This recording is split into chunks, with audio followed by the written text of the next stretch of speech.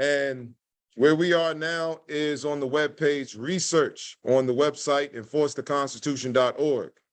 I'm going to the bottom of the page to this PDF here, which reads Silent Weapons for Quiet Wars. And I'm going to start from the beginning because I know a lot of people haven't had time to really dig into this. I did. And this is actually the Operations Research Technical Manual that was found by Bradley Manning, who was a private in the U.S. Army, who found this at in an IBM, IBM surplus computer? Oh no, what was it? Here's the brief right here. Bradley Edward Manning, born December 17th, 1987, Crescent, Oklahoma, U.S. Army intelligence analyst who provided the website WikiLeaks with hundreds of thousands of classified documents and what was said to be the largest unauthorized release of state secrets in U.S. history. Bradley Manning, who now goes by Chelsea Manning, exposed the actual Welcome Aboard manual for World War III called Silent Weapons for Quiet Wars, which shows how the United States Corporation Company, pretending to be government, waged a quiet war on the citizens of America with extensive objectives of social control and the destruction of human life, i.e. slavery and genocide. This is a must read in order to understand the current conditions of world politics and the true nature and purpose of the so-called COVID-19 pandemic. This is conclusive proof. This is downloadable, and I'm going to start from the beginning. Welcome aboard. This publication marks the 25th anniversary of the Third World War, called the Quiet War, being conducted using subjective biological warfare fought with silent weapons. This book contains an introductory description of this war, its strategies, and its weaponry. So you see, it's May 1979, right? It says 25th anniversary. So when you count back, this is the early 1950s that this war has been going on since, all right? You all just didn't know that you were in the middle of a war and that you were the booty and prize of the war. Okay, you know now. Security. It is patently impossible to discuss social engineering or the automation of a society, i.e., the engineering of social automation systems, silent weapons, on a national or worldwide scale without implying extensive objectives of social control and destruction of human life, i.e., slavery and genocide. This manual is in itself an analog declaration of intent. Such a writing must be secured from public scrutiny. Otherwise, it might be recognized as a technically formal declaration of domestic war. So I'll stop right there. And I'll say this. Anytime there are nationals that are either residing in a foreign country, foreign nation, or at a foreign jurisdiction, and the foreign jurisdiction that has treaty obligations with the nationals of the nation that they're doing business with, whenever they are violating the treaty, right? And that violation includes kidnapping, human trafficking, and genocide, that's called an act of war. Okay? It's not an act of war, however, if you're identifying as Black, because Black is not a nationality, Black is not a nation, Black does not have a national flag, Black does not have a national constitution. Black is short actually for Black Code, which according to the Black's Law Dictionary, 4th and 5th edition, and just to clarify, the man's name was Henry Campbell Black that published the Black's Law Dictionary. So it's not a dictionary for Black people or a legal dictionary for Black people. That's not what it means. I know a lot of people are confused about that. So I just want to make that clear. Read the front page of the inside cover of the Black's Law Dictionary. You'll see that the name is Henry Campbell Black. However, the Black Code is defined as the laws, statutes, and rules in various states prior to 1865, which regulated the institution of slavery. So when you identify as Black, you are putting yourself or consenting to the Black codes to regulate all of your rights. So you inadvertently abandon your rights so that you can have privileges under what is called the Civil Rights Act. It's a civil right, it's called Civil Rights Act. That means it's a legislation that was once a bill, right? That got passed into law, allegedly. However, it's unconstitutional and it does not apply to natural living men and women.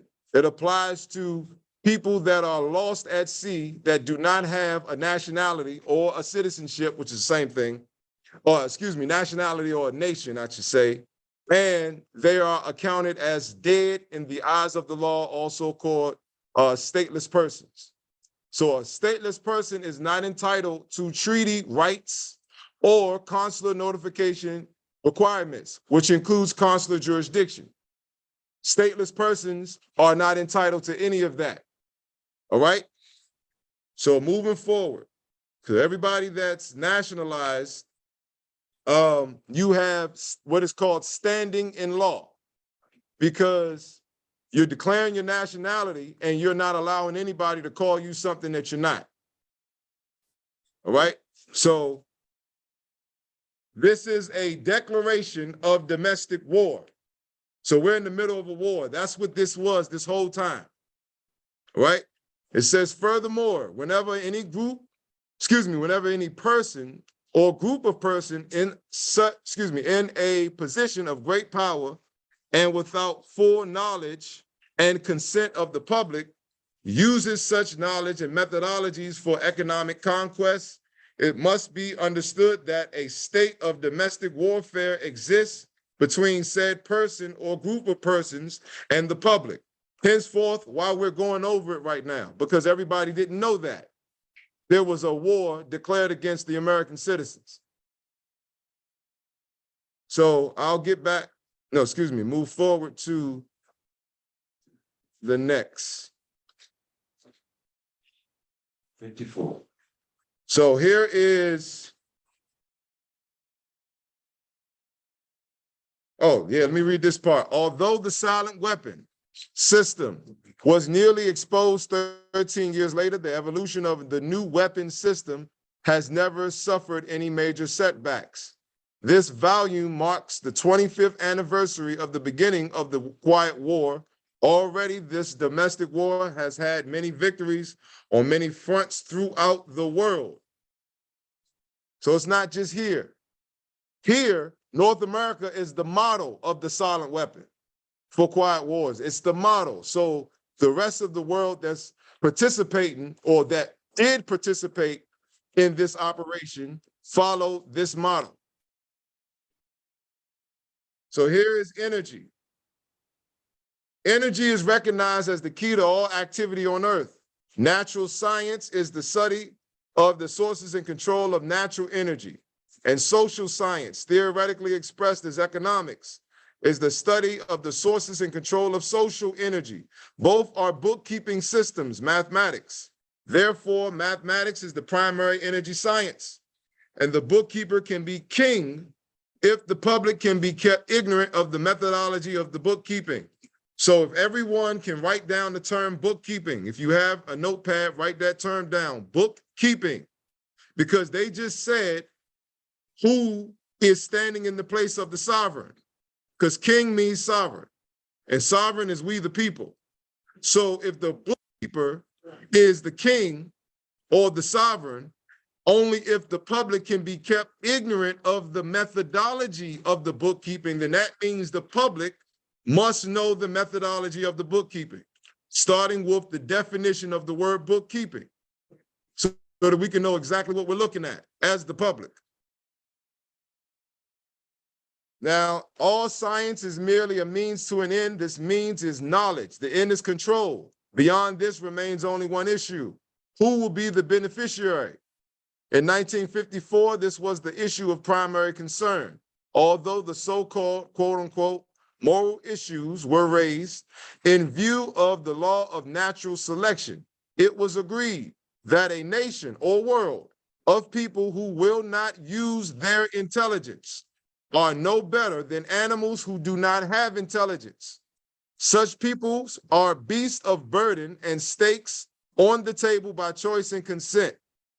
So they just told you what the key is to winning this war against them, using your intelligence, not emotion. All right? Not marching and praying, but using your intelligence. And it ain't firearms neither, because guns don't mean a damn thing without intelligence on how to use it. So we need the intelligence to come out of us. All right? Consequently, in the interest of future world order, peace, and tranquility, it was decided to privately wage a quiet war against the American public with an ultimate objective of permanently shifting the natural and social energy, wealth. Let me just stop right there. Y'all know what social energy is? Does anyone know what social energy is? Anybody on Zoom? What's up, brother? Yeah. Social energy, when you interacting, whether you're on one of those social media things, whether you saying good morning to somebody, going up to a restaurant, you are interacting in a place of commerce that I'm talking about, like a store, stuff like that, from what I understand. Social energy. So what we're doing right now is social energy, right? Because we're socializing. And what did it take in order for us to socialize? Energy. Right? Y'all all understand that? Does everyone, I can't hear you all. Yeah. Y'all understand that? We gotta all, Islam. listen. The reason why I'm doing this like this, hold on. The reason why I'm doing this, or we are doing this public investigation is so that the public can be involved. But in order for the public to be involved, the public has to know exactly what they're looking at, which means the public has to know the words that's being spoken and the words that will be displayed before you all, so that you can get the right image in the mind. Because when you speak a word or you read a word, you're actually seeing the image of the word. So if the image is corrupt, then that means what you're speaking is corrupt, because you're speaking the word, but you think it means one thing, but you see something else, right? So when we say social energy, you want to break down the word or the term social energy. First definition you want to look up is social. The second one is energy, so that you can know exactly what it is that you're looking at when you read the term social energy. Same as natural energy. So here, it says, I'll reread the sentence. Consequently, in the interest of future world order, peace, and tranquility, it was decided to privately wage a quiet war against the American public with an ultimate objective of permanently shifting the natural and social energy, wealth, of the undisciplined and irresponsible many into the hands of the self-disciplined, responsible, and worthy few. In order to implement this objective, it was necessary to create, secure, and apply new weapons, which, as it turned out, were a class of weapons so subtle and sophisticated in their principle of operation and public appearance as to earn for themselves the name silent weapons. In conclusion, the objective of economic research as conducted by the magnates of capital, banking, and the industries and commodities, goods and services. These are all of the things that require social energy, by the way, is the establishment of an economy which is totally predictable and manipulable. That's why it's called social engineering, because they're engineering your social energy, meaning who you socialize with. In order to achieve a totally predictable economy, the low-class elements of society, notice they ain't say any race, they ain't say black people, because this ain't about race. It's only one race, the human race, divided into nationalities. All right? It ain't about prejudice neither. The low-class elements of society must be brought under total control, i.e., must be housebroken. You want to look up the definition of housebroken. Trained and assigned a yoke and long-term social duties from a very early age before they have an opportunity to question the propriety of the matter. In order to achieve such conformity, the lower class family unit must be disintegrated by a process of increasing preoccupation of the parents and the establishment of government-operated daycare centers for the occupationally orphaned children. That's what you call kindergarten, elementary school, middle school, and high school. Those are not schools. Those are de facto government-operated daycare centers. Take that in, please, and we're moving forward. The quality of education given to the lower class must be of the poorest sort, so that the mote of ignorance isolating the inferior class from the superior class is and remains incomprehensible to the inferior class. With such an initial handicap, even bright lower class individuals have little, if any, hope of extricating themselves from their assigned lot in life. This form of slavery is essential to maintain some measure of social order, peace, and tranquility for the ruling upper class. Now, do you all see why you don't have enough time to study? Because you got to go to the job, right? For how many hours? 8 hours, At least. give and take, right? At least. So what are you left with? It's 24 hours in a day, right? They tell you you need 8 hours to sleep. How many hours you got left? 16. 16 hours. Then you go to work for the next 8 hours, right? How many hours you got left in the day? 8 hours. 8 hours. Look what they did. They just limited your day. Henceforth, the saying or the rule goes, honor your mother and your father so that your days be long upon the earth land that the Lord thy God have given thee. That's called an inheritance. If you have a short day, that's because you are being regulated and socially engineered. Which is why they say anything you say can and will be used against you. That's due to social engineering. And it's been going on since the early 1950s. This is the descriptive introduction of the silent weapon. Everything that is expected from an ordinary weapon is expected from a silent weapon by its creators, but only in its own manner of functioning. It shoots situations instead of bullets, propelled by data processing instead of chemical reaction, explosion, originating from bits of data instead of grains of gunpowder, from a computer instead of a gun, operated by a computer programmer instead of a marksman, under the orders of a banking magnate instead of a military general. So let's start over. If it shoots situations propelled by data processing originating from bits of data, can somebody tell me what the definition of data is? What's data? Information. Information. Information. Where would they get this information from? Anybody know? Yeah, from you. From you. Social. Go ahead. I'm listening. The information come from you, all the data that you put in. Put in what? Let's give me an example. Is that you put in Application. information? Facebook. Application, social media, Facebook, social media, Application, Registrations. application. registrations, licenses, any type of license, right? Bank Who gave account. the information? You We did. did. Now you know how they shoot situations at you. So we're waking up right now, right? Let's do it. Let's keep going. Now you know how they shoot these situations from you, right? It says from a computer operated by a computer programmer.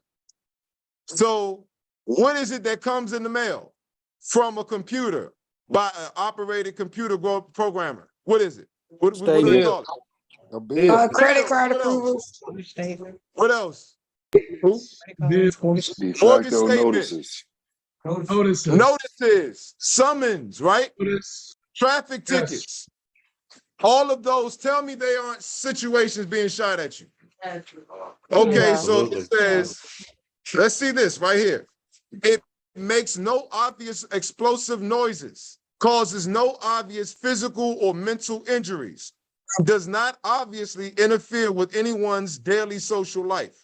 Yet it makes an unmistakable noise, causes unmistakable physical and mental damage, and unmistakably interferes with the daily social life, i.e., unmistakable to a trained observer, one who knows what to look for. That's why I charge for consular assistance and consultation, because from my experience, I know what to look for. And you all can go on the website and see the results. All right? So you pay either via Cash App or you pay attention. Either way, you have to pay. And you have to use your intelligence, because this is a psychic attack that they're shooting at you. Look at what they said. Unmistakable physical and mental damage. Right? Your day can be going good, but as soon as you see the red and blue lights in your rearview mirror, what happens to your mental? Absolutely. Get nervous. It's discombobulated. Right. Stress. Exactly. Just them cutting the lights on. That's a trigger. That's called a silent weapon. Narrative transportation. Now, and we're going to get into that too. Thank you, brother. So now you know what to look for. That's what we're training right now. The public cannot comprehend this weapon and therefore cannot believe that they are being attacked and subdued by a weapon. The public might instinctively feel that something is wrong, but that is because of the technical nature of the silent weapon. They cannot express their feelings in a rational way or handle the problem with intelligence. Therefore, they do not know how to cry for help and do not know how to associate with others to defend themselves against it. Until now, when a silent weapon is applied gradually, the public adapts to its presence and learns to tolerate its encroachment on their lives until the pressure, psychological by way of economic, becomes too great and they crack up. Now you see why you got to take all these pain pills and medicines, and you got all these dis-eases, meaning you're the opposite of eased. Right? Exactly. Therefore, the silent weapon is a type of biological warfare. It attacks the vitality, your energy, options, and mobility of the individuals of a society, by knowing, understanding, manipulating, and attacking their sources of natural and social energy and their physical, mental, and emotional strengths and weaknesses. How do they know your strengths and weaknesses? You ever go to the hospital and told them what your problems were? Did you ever think to look up the definition or the etymon of the word hospital and see that it comes from the term hospice? And hospice is the place, or hospitaler, same thing. That's the place the people go before they die. Did you all know that? Yeah. Yes. Islam, indeed. So here is the theoretical introduction. This is a quote by Mr. Rothschild. Give me control over a nation's currency, and I care not who makes its laws. It did not say money. Currency is not money. So here we go. This is the energy discovery, the social energy discovery. What Mr. Rothschild has discovered was the basic principle of power, influence, and control over people as applied to economics. That principle is, quote, when you assume the appearance of power, people soon give it to you, end quote. All they got to do is assume. Mr. Rothschild had discovered that currency or deposit loan accounts had the required appearance of power that could be used to induce people, inductance with people corresponding to a magnetic field, into surrendering their real wealth in exchange for a promise of greater wealth instead of real compensation. They would put up real collateral in exchange for a loan of promissory notes. Mr. Rothschild found that he could issue more notes than he had backing for, so long as he had someone's stock of gold as a persuader to show his customers. Guess what they used as stock of gold after they took the gold out of the economy in, after 1929? Does anybody know what they used as a stock of gold? Birth certificate. Birth certificate. Birth certificate attached to what? You. Estate. Oh, your estate. That's what they're using as a stock of gold. How many of us knew that the Aboriginal people of the land had gold around their heart? I recently found out. You recently found out? I found out a few years ago. Where the gold? Y'all seen the movie National Treasure? Yeah. First word, national. Did y'all think that they were talking about the treasure being national? Like the actual physical coins? Nope, it's the people. And did you all see in the movie that he held that big metal object that had the pyramid on it with the all-seeing eye?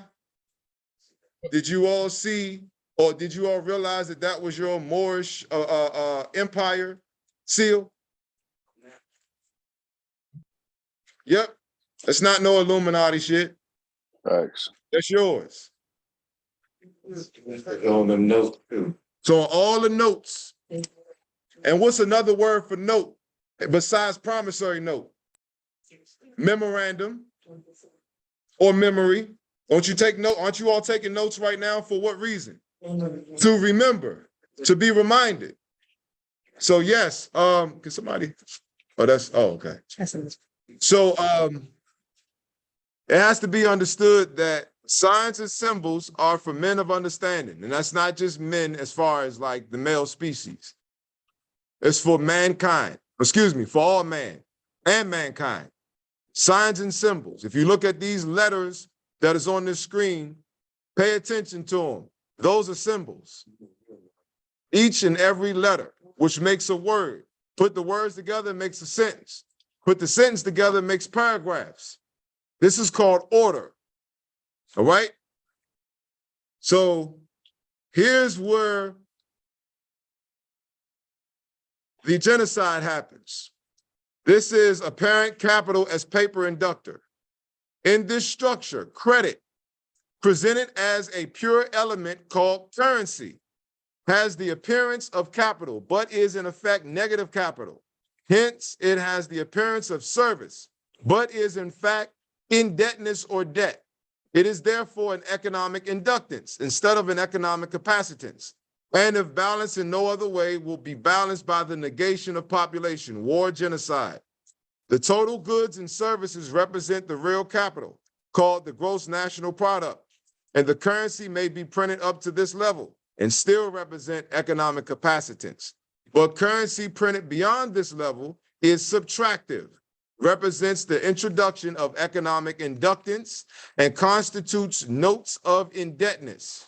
War is therefore the balancing of the system by killing the true creditors, the public, the republic, which we have taught to exchange true value for inflated currency, and falling back on whatever is left of those resources of nature and regeneration of those resources. So they're telling you right here, they're planning on killing everybody off. They already started.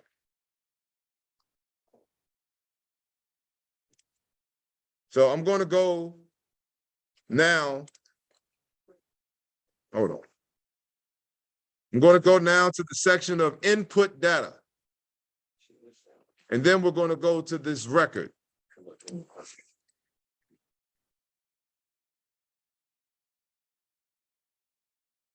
So right here is, wait a minute.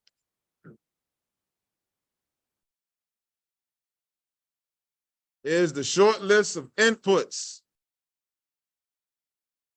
So it says, the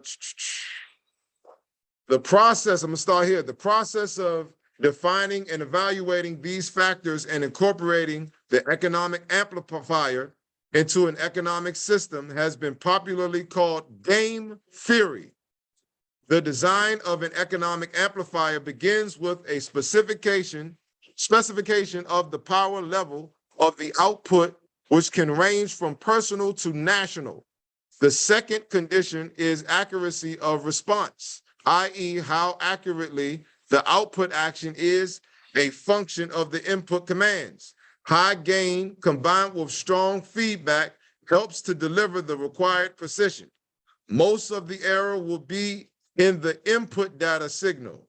Personal input data tends to be specified, while national input data tends to be statistical.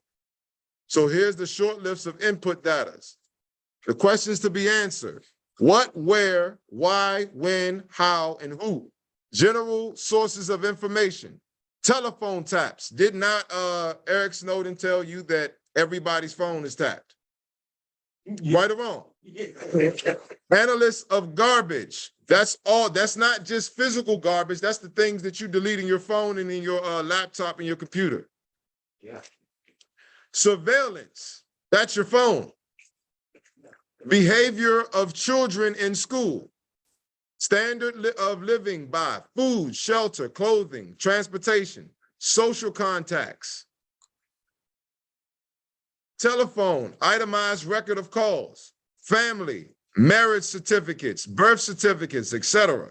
Friends, associates, etc. Memberships in organizations, political affiliation, the personal paper trail, personal buying habits, i.e., personal consumer preferences, checking accounts, credit card purchases, tag credit card purchases, the credit card purchase of products bearing the UPC, Universal Product Code. Say hello to your crypto. Did y'all think crypto was new?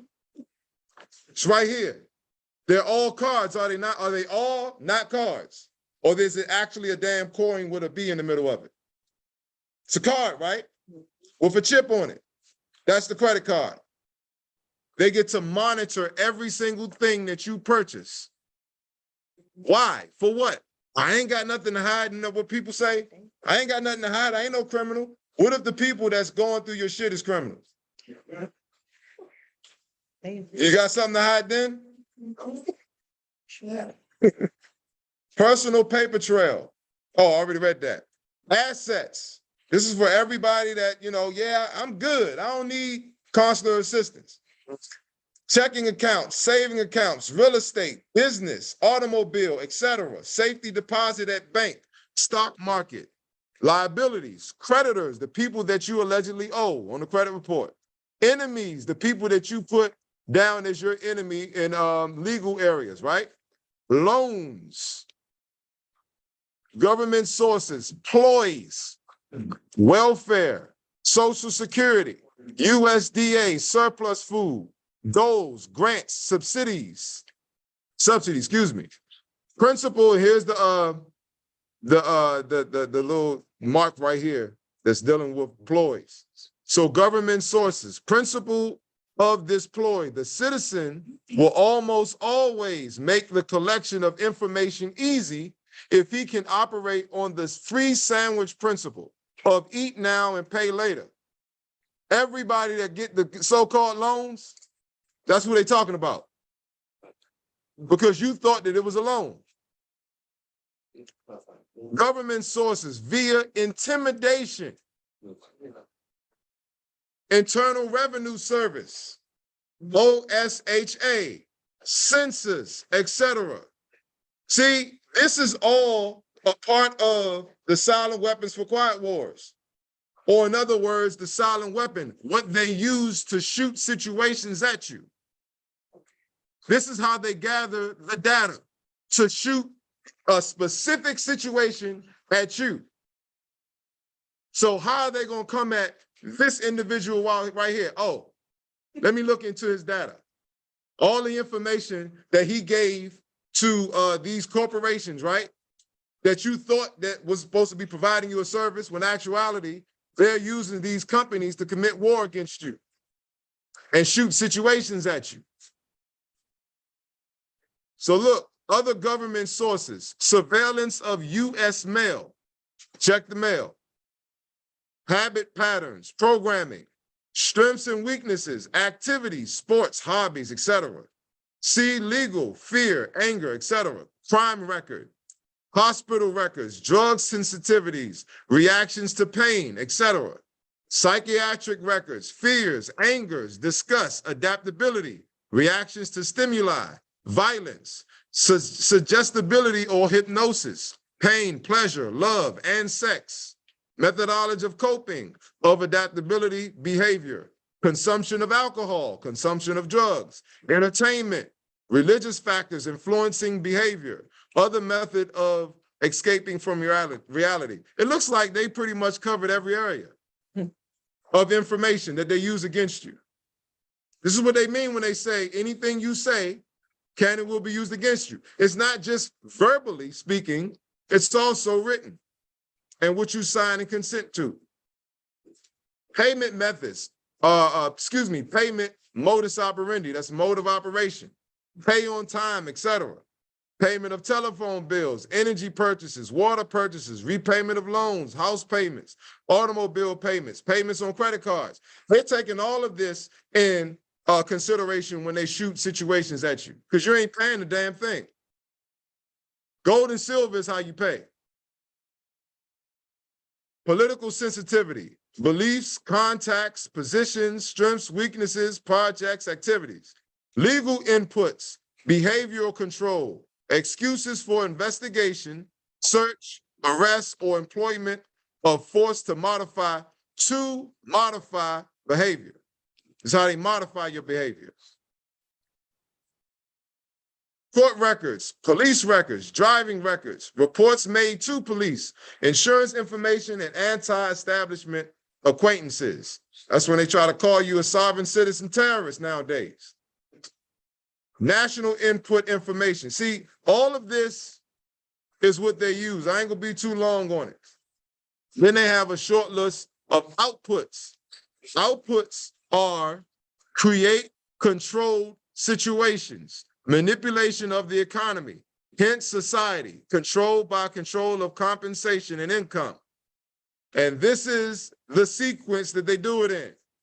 If you pay attention, you'll see the pattern.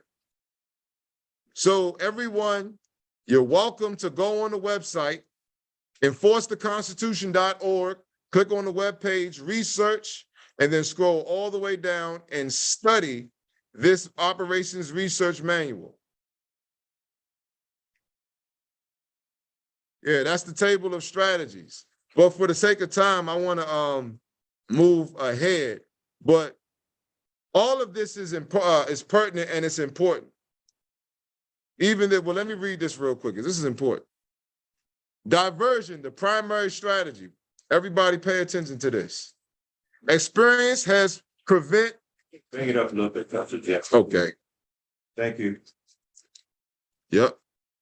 Experience has prevent that the simplest method of securing a silent weapon and gaining control of the public is to keep the public undisciplined and ignorant of the basic system principles on one hand, while keeping them confused, disorganized, and distracted with matters of no real importance on the other hand. This is achieved by disintegrating their minds, sabotaging their mental activities, providing a low-quality program of public education in mathematics, logic, that's reason, systems design, and economics, and discouraging technical creativity, engaging their emotions, increasing their self-indulgence and their indulgence in emotional and physical activities. That's why you can't do this with emotion.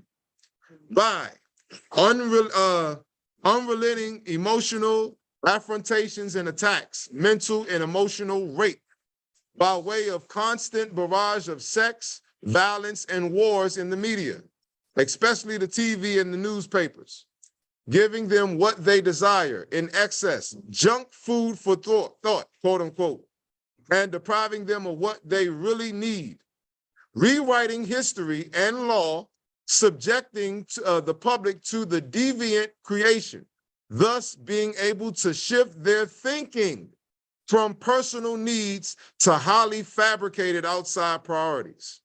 These preclude their interest in and discovery of the silent weapons of social automation technology. The general rule is that there is a profit in confusion. The more confusion, the more profit. Therefore, the best approach is to create problems and then offer solutions. You all should write that down because that's exactly what they're doing. They create the problem. Who you think created the problem with George Floyd Zimmerman with Trayvon Martin? No. Or the policy enforcer with George Floyd? No. It was the people behind them that's creating the problem. So that they can what? Trigger the emotions of the people under the black code, calling themselves black. And it works every single time. This is how they're doing it. You all are reading the manual for it right now.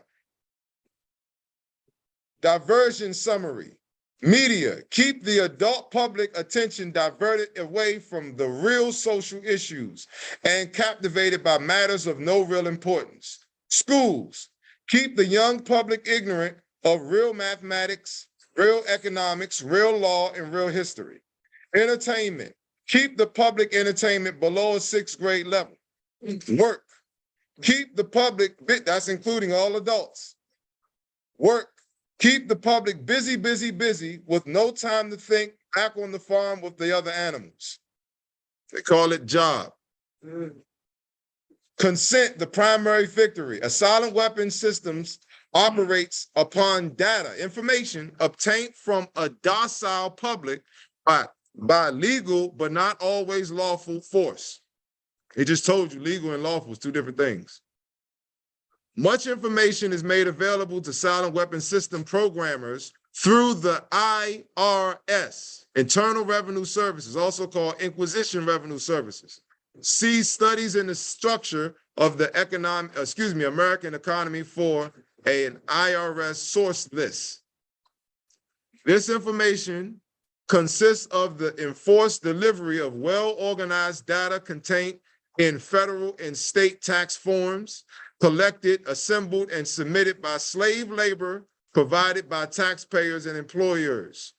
Furthermore, the number of such forms submitted to the IRS is a useful indicator of public consent, an important factor in strategic decision-making. Other data sources are given in the short list of inputs. So everybody that fills out the damn IRS forms for benefits, y'all see what y'all doing now? This is what you're doing.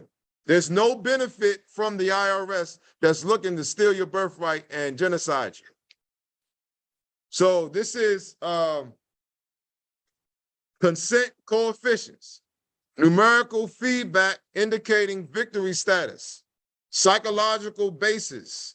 When the government is able to collect tax and seize private property without just compensation, it is an indication that the public is ripe for surrender and is consenting to enslavement and legal encroachment. A good and easy quantified indicator of harvest time is the number of public citizens who pay income tax despite an obvious lack of reciprocal or honest service from the government. Y'all understand what I just read? This is how they know that you're passive, when you just obey and you don't challenge. So where I'm going now is the webpage titled Overt Acts of Treason. Before I go there, we're going to read from the Supreme Law of the Land, being the Constitution for the United States of North America, Article 3, Section 3.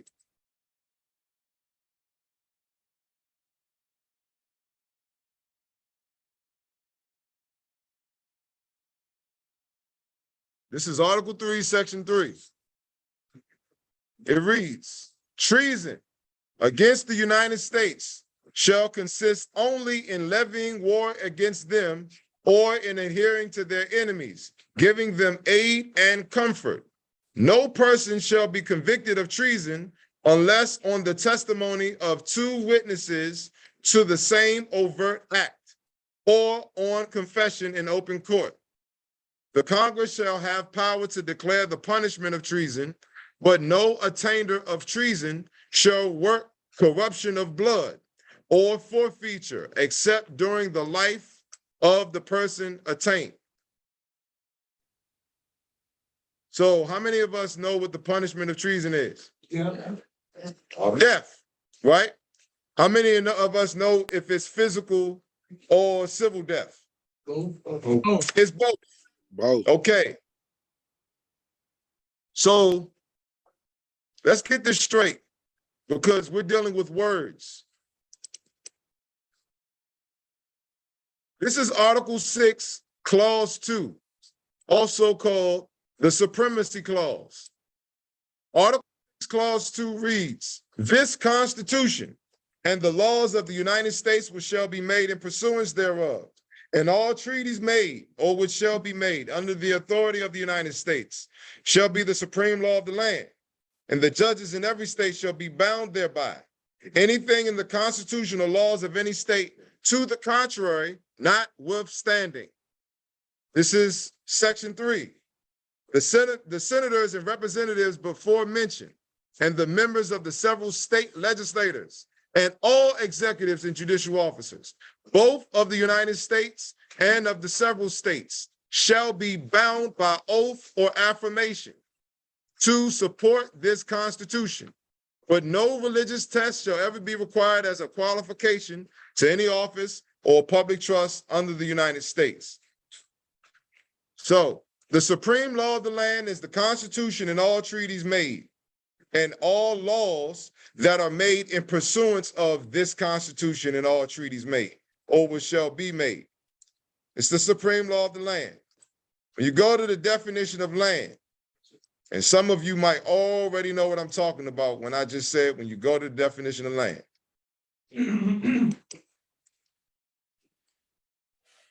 For those that don't have, absolutely.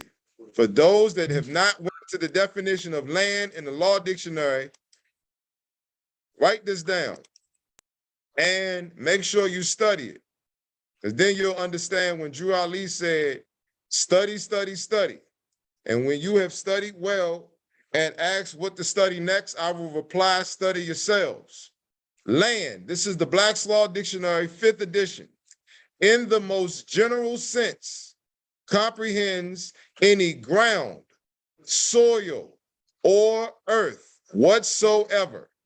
So, including in the ground, soil, or earth is fields, meadows, pastures, woods, moors, waters, marshes, and rock. That's what's including in the ground, soil, or earth. Same thing. These are synonymous. So when you say land, you say moors, right? So when you go to Constitution, it says that the supreme law of the land is this Constitution and all treaties made or which shall be made. Or in other words, the supreme law of the Moors. Because the Moors are the land. When you look at the dirt, you're looking in the mirror. When you look at the trees, you're looking in the mirror. When you look at the sky, the air, the grass, all of that, the rock, the meadows, the pastures, the woods, you're looking in the mirror. If you see yourself in that mirror, then you know that you're not alone. You never was. You would know that you are the land made manifest.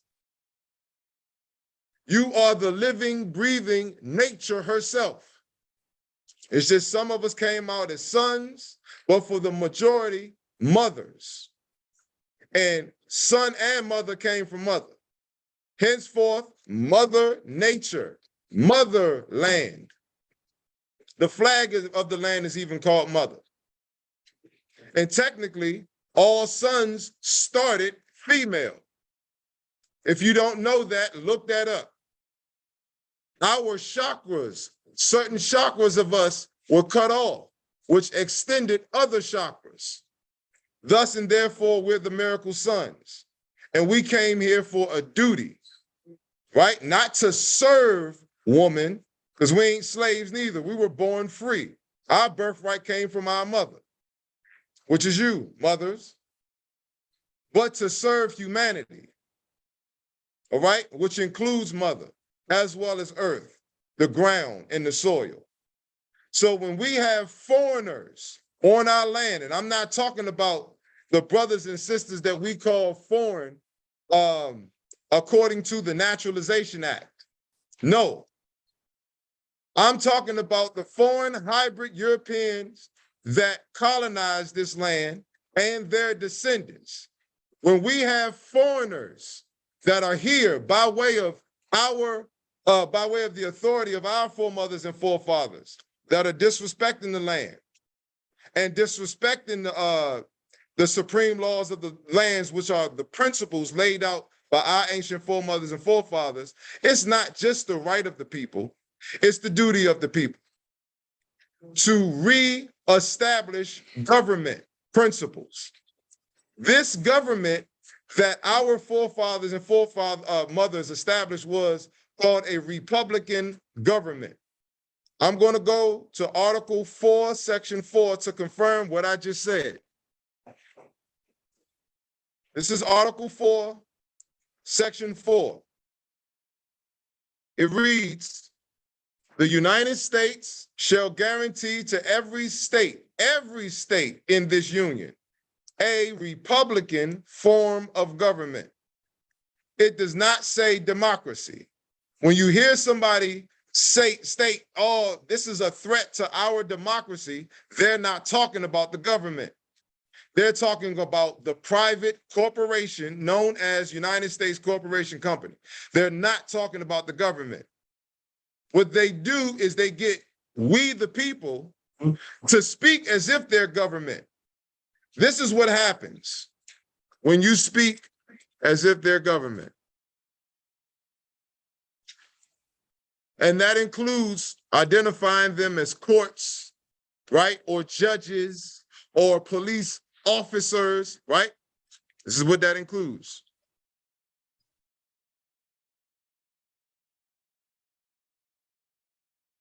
That's acquiescence. It sure is. To fraud. So this is narrative transportation theory. What they call a theory, ain't a theory neither. Narrative transportation refers to the concept where a person is placed into and immersed in the world of a story, a narrative, right? Here's another one. Narrative transportation theory proposes that when people lose themselves in a story, their attitudes and intentions change to reflect that story. That means you just left reality. That's what that means. You left reality, right? So, in a Republican form of government, let's go to the definition of that, because I'm not going to assume everybody knows what a Republican government is. I'm going to the term government.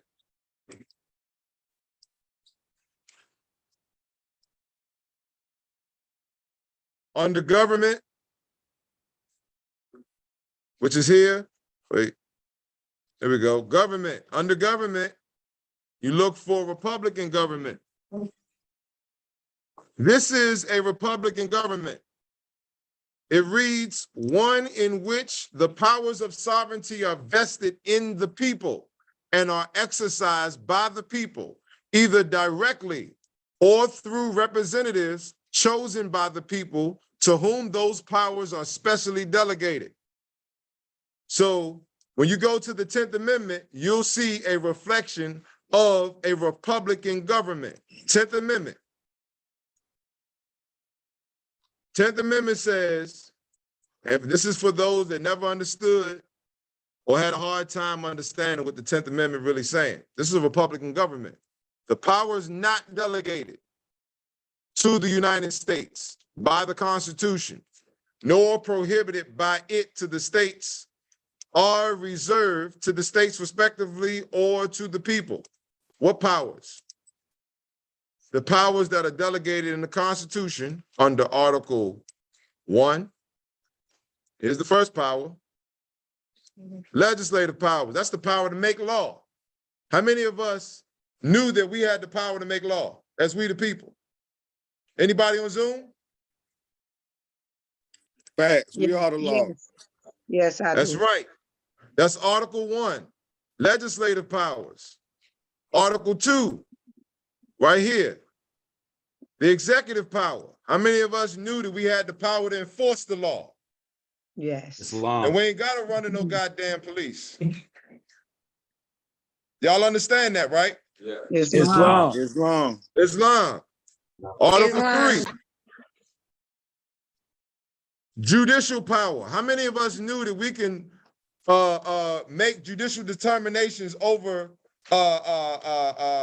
any type of issue or an alleged case affecting our estate? How many of us knew that? That Islam. we're the judges over our Islam. estate, Islam. right? All right. So when someone issues writ of quo warranto, and what we're looking at right now is a certified copy of an affidavit of fact, writ of quo warranto, that was filed December 27, 2021 in the records of the Foreign De Facto Circuit Court for Charles County Incorporated. And in that quo warranto, the individuals that are addressed is Sharon L. Hancock, acting as administrative clerk, Anthony Bruce Covington, acting as state's attorney, Constance B.D. Kopelman, acting as assistant state's attorney. And this is in regards to this misrepresented instrument styled as a case, which we all know is not a case. The brother here asserted in the first paragraph his status, because that's the first issue of law that needs to be addressed. Not the crimes, not the charges, status. Somebody accusing you of something, first thing that needs to be established is standing, right? That includes citizenship. The second is jurisdiction and venue. The brother said, I hereby invoke my treaty secured rights to consular jurisdiction in this dispute under Articles 20 and 21 of the Treaty of Peace and Friendship of 1836. When you go to Article 20, it says in black letters on white paper that can't be confused by somebody that reads this with a law dictionary and a regular concise dictionary. Article 20, if a citizen of the United States or any persons under their protection shall have any disputes with each other, the consul shall decide between the parties. That's called consular court. And whenever the consul shall require any aid or assistance from our government, this is the Emperor of Morocco speaking in this mandate. So our government would not be the United States of America. It would be the Moorish Empire, which consists of several kingdoms and nations. It shall be immediately granted to him. Article 21. If a citizen of the United States shall kill or wound a Moor, or on the contrary, if a Moor shall kill or wound a citizen of the United States, the law of the country shall take place and equal justice shall be rendered, the consul assisting at the trial. So here in support is the case law, Colavrat versus Oregon, where the Supreme Court of the United States made the assertion a state cannot refuse to give foreign nationals, that's nationals that are foreign to the United States, which is foreign to the land. So all foreign nationals are not foreign to the land. The Aboriginal, indigenous, Moorish American nationals of the land would be classified as foreign nationals as well, because they are foreign, or we are foreign to the United States. and the United States is foreign to us. All right? Mhm. A state cannot refuse to give foreign nationals their treaty rights because of fear that valid international agreements may possibly not work completely to the satisfaction of state authorities. That means we should not give a goddamn of how fearful anyone is. I've never dealt with foreign nationals before. We don't deal with them out here. Ignorance of the law excuses no damn body. You jump off the bridge thinking you Superman, law of gravity gonna take place, ain't it? Does it matter if you young or old, male or female, rich or poor? Nope. Ignorance of the law of gravity does not excuse you to the law of gravity. So that same principle applies to the supreme law of the land. Under the supremacy clause of the United States Constitution, Article 6, Clause 2, state policies must give way to overriding federal treaties and conflicting arrangements. Now, I'm not going to go through the whole thing. I'm just going to go through the first part of quo warranto. Quo warranto is an injunction. It's also an investigation process that's done by we, the people. And we're going to go over the definition of quo warranto once I read this. You are hereby commanded to produce the following for the record as conclusive proof and evidence of your lawful jurisdiction and judicial authorization. 1, produce the certified copy of the delegation of authority order from Congress per Article 3, Section 1 and 2 of the Constitution for the United States of North America as evidence of the private foreign entity Circuit Court for Charles County, Inc., and the representatives thereof having been lawfully conferred judicial authorization and jurisdiction to hear and decide cases affecting the property estates of Moorish American nationals in disputes with citizens of the United States. So Article 3, Section 2 reads, this is Article 3, Section 1, excuse me. It reads, let me make it bigger. The judicial power is the power to adjudicate, the power to hear and decide cases.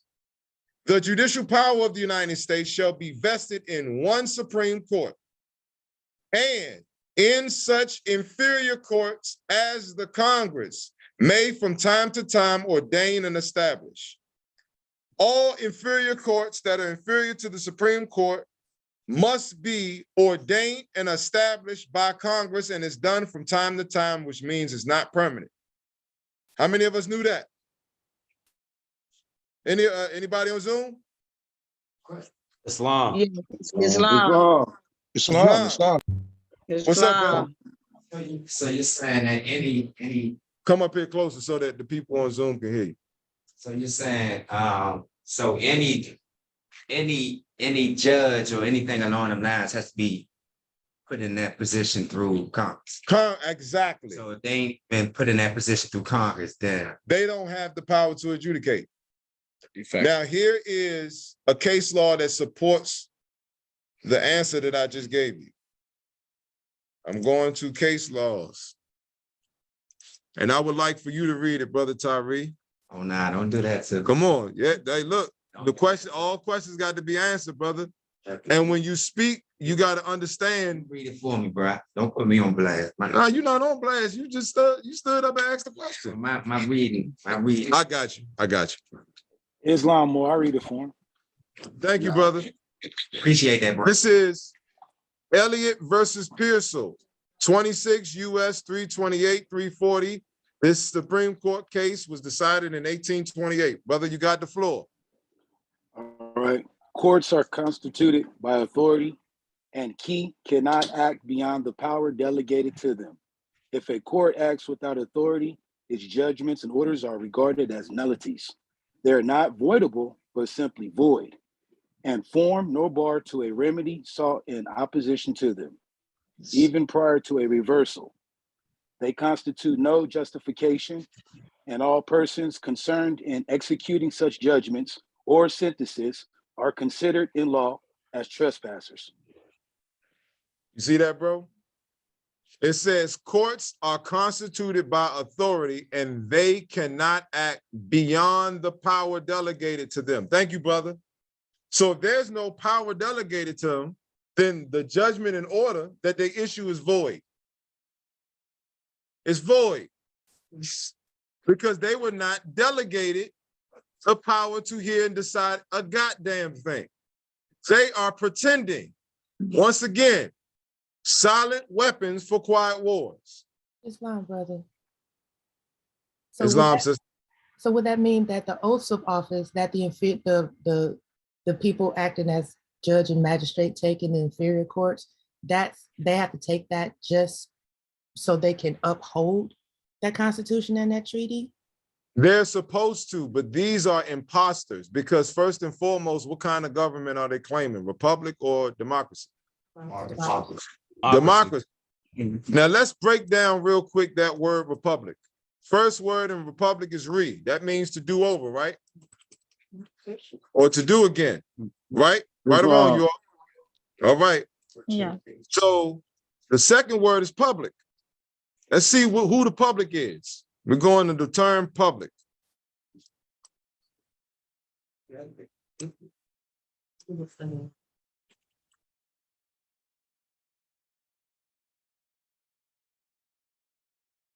Okay, give me a second.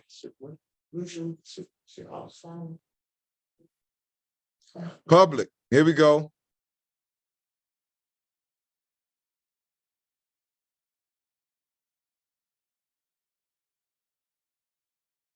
Public. It is a noun. We're looking at it as a noun. It says, the whole body politic or the aggregate of the citizens of a state, nation, or municipality, the inhabitants of a state, county, or community. In one sense, everybody, and accordingly, the body of the people at large. The community at large, without reference to the geographical limits of any corporation, like a city, town, or county. The people. Y'all see that? Republic.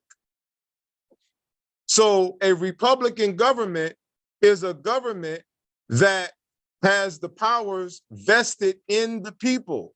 And of course, if the powers are vested in the people, then that means the people can exercise the goddamn power. That means every last one of us can exercise the powers of government, the same powers that they are pretending to exercise. But they show you by the results or the effects of them exercising these alleged powers, the purpose of them. Because what's the purpose of a traffic ticket? How does that benefit the public? How does a traffic ticket benefit the public? It does not. It does not. It doesn't. Right? How does handicap parking benefit the public? Is that the public? Or are they classifying people? That's classification. It's private. Exactly. Thank you, sister. That's private. That's nothing to do with the public. People keep saying, look, we need to operate on the private side. Why? You giving up your power? Because it's a Republican form of government. So who's going to operate the public? Me? I'm not the public by myself. I'm in one office. I hold many titles, but the title right now, which is the relevant title, is Consul General. But nevertheless, we need to get the work done. Don't trip off the titles. Don't get blinded by the titles. But the public is where the power is, not the private. Why are we thinking private? You see what happens when you keep things in the private? Who knows about it? No one. Nobody.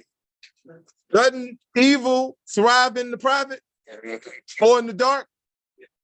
Aren't you supposed to put a lamp on a lampstand and not under the lampstand so that the light can shine in the public? Right.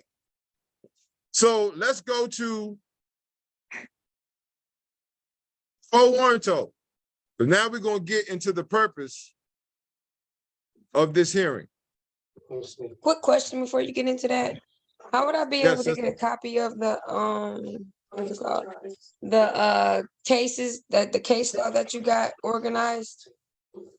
That you Yes, just we'll be uploading them on the website under the webpage, study materials for more. okay. It's So fine. it'll be between tonight and tomorrow. Because I know that's on demand and we all need it. I have one quick question, brother. Is it okay? Yes, I'm listening, sister. How do you make sure that you completely out of their system? Because they have so many ways that you continuously be in there. Because I've been through high water and hell with these people, have a teller on my ankle. So I done did everything I'm supposed to do to make sure I'm not in the system. You're not, sister, the first thing you need to know is that you're not in the system. Absolutely not there. That's the state of mind. Noble Drew Okay. Ali said, go back to the state of mind of your ancient foremothers and forefathers. Okay. You understand? When you do that, you're able to, right here, this is a congressional record. Got that. You're able to prove foreign citizenship and prove protection. Otherwise, you will be classified as a Moorish subject. Got you. You understand? Also, here, under this disabilities of free persons of color, another congressional record. It says exceptions in favor of Aborigines, Moors, and Hindus, not Indians. The provisions, prohibitions, and penalties of this act shall not extend to any American Indian, Free Moor, or Alaska, but the burden of proof in all cases of arrest of any person of color shall be on such person of color to show him or herself exempt from the operations of this act. You got to prove it. Got you. You have to prove it. It's not paperwork that proves it. The paperwork stands as whatever you speak to not be hearsay. So here's what we're supposed to do as we the people, as the public. This is called co-warranto. It's Moorish Latin. It means by what authority and by what warrant. Now, this is a breakdown of co-warranto. It is an extraordinary proceeding. That means it's a proceeding outside the ordinary proceeding that's taking place. It is prerogative in nature, and it's addressed to preventing a continued exercise of authority unlawfully asserted. It is intended to prevent exercise of powers that are not conferred by law and is not ordinarily available to regulate the manner of exercising such powers. The remedy of quo warranto belongs to the state in its sovereign capacity to protect the interests of the people as a whole. I'll highlight that. To protect the interests of the people as a whole and guard the public welfare.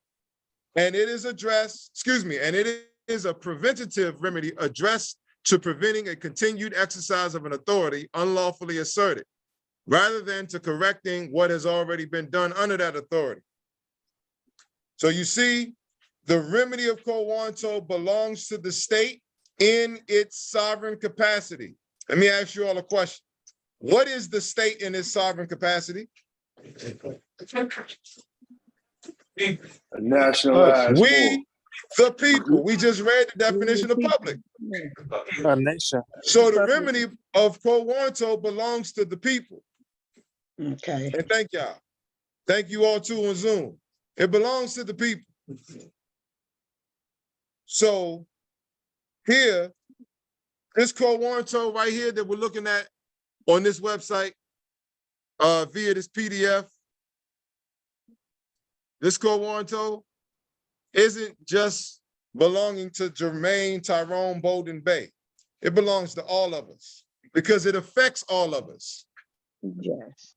So if there's anybody that is domiciled near the Charles County jurisdiction, which includes St. Mary's County jurisdiction, Calvert County jurisdiction, Prince George's County jurisdiction, the District of Columbia, and the Montgomery County jurisdiction, which are all corporate and foreign jurisdictions. This quo warranto affects you. Or shall I say, anybody residing at, not in, at the Maryland State Republic. This quo warranto affects you. You know why? Because it's dealing with a venue that comes under the corporation known as State of Maryland. It's a subsidiary of the State of Maryland. All right? This corporation is called the Circuit Court for Charles County Incorporated. So Jermaine Tyrone Bolden Bay took the initiative to issue quo warranto, right? To investigate, to inquire into the authority of the representatives of Charles County Circuit Court. Now, if they're pretending or claiming or purporting to be a court, they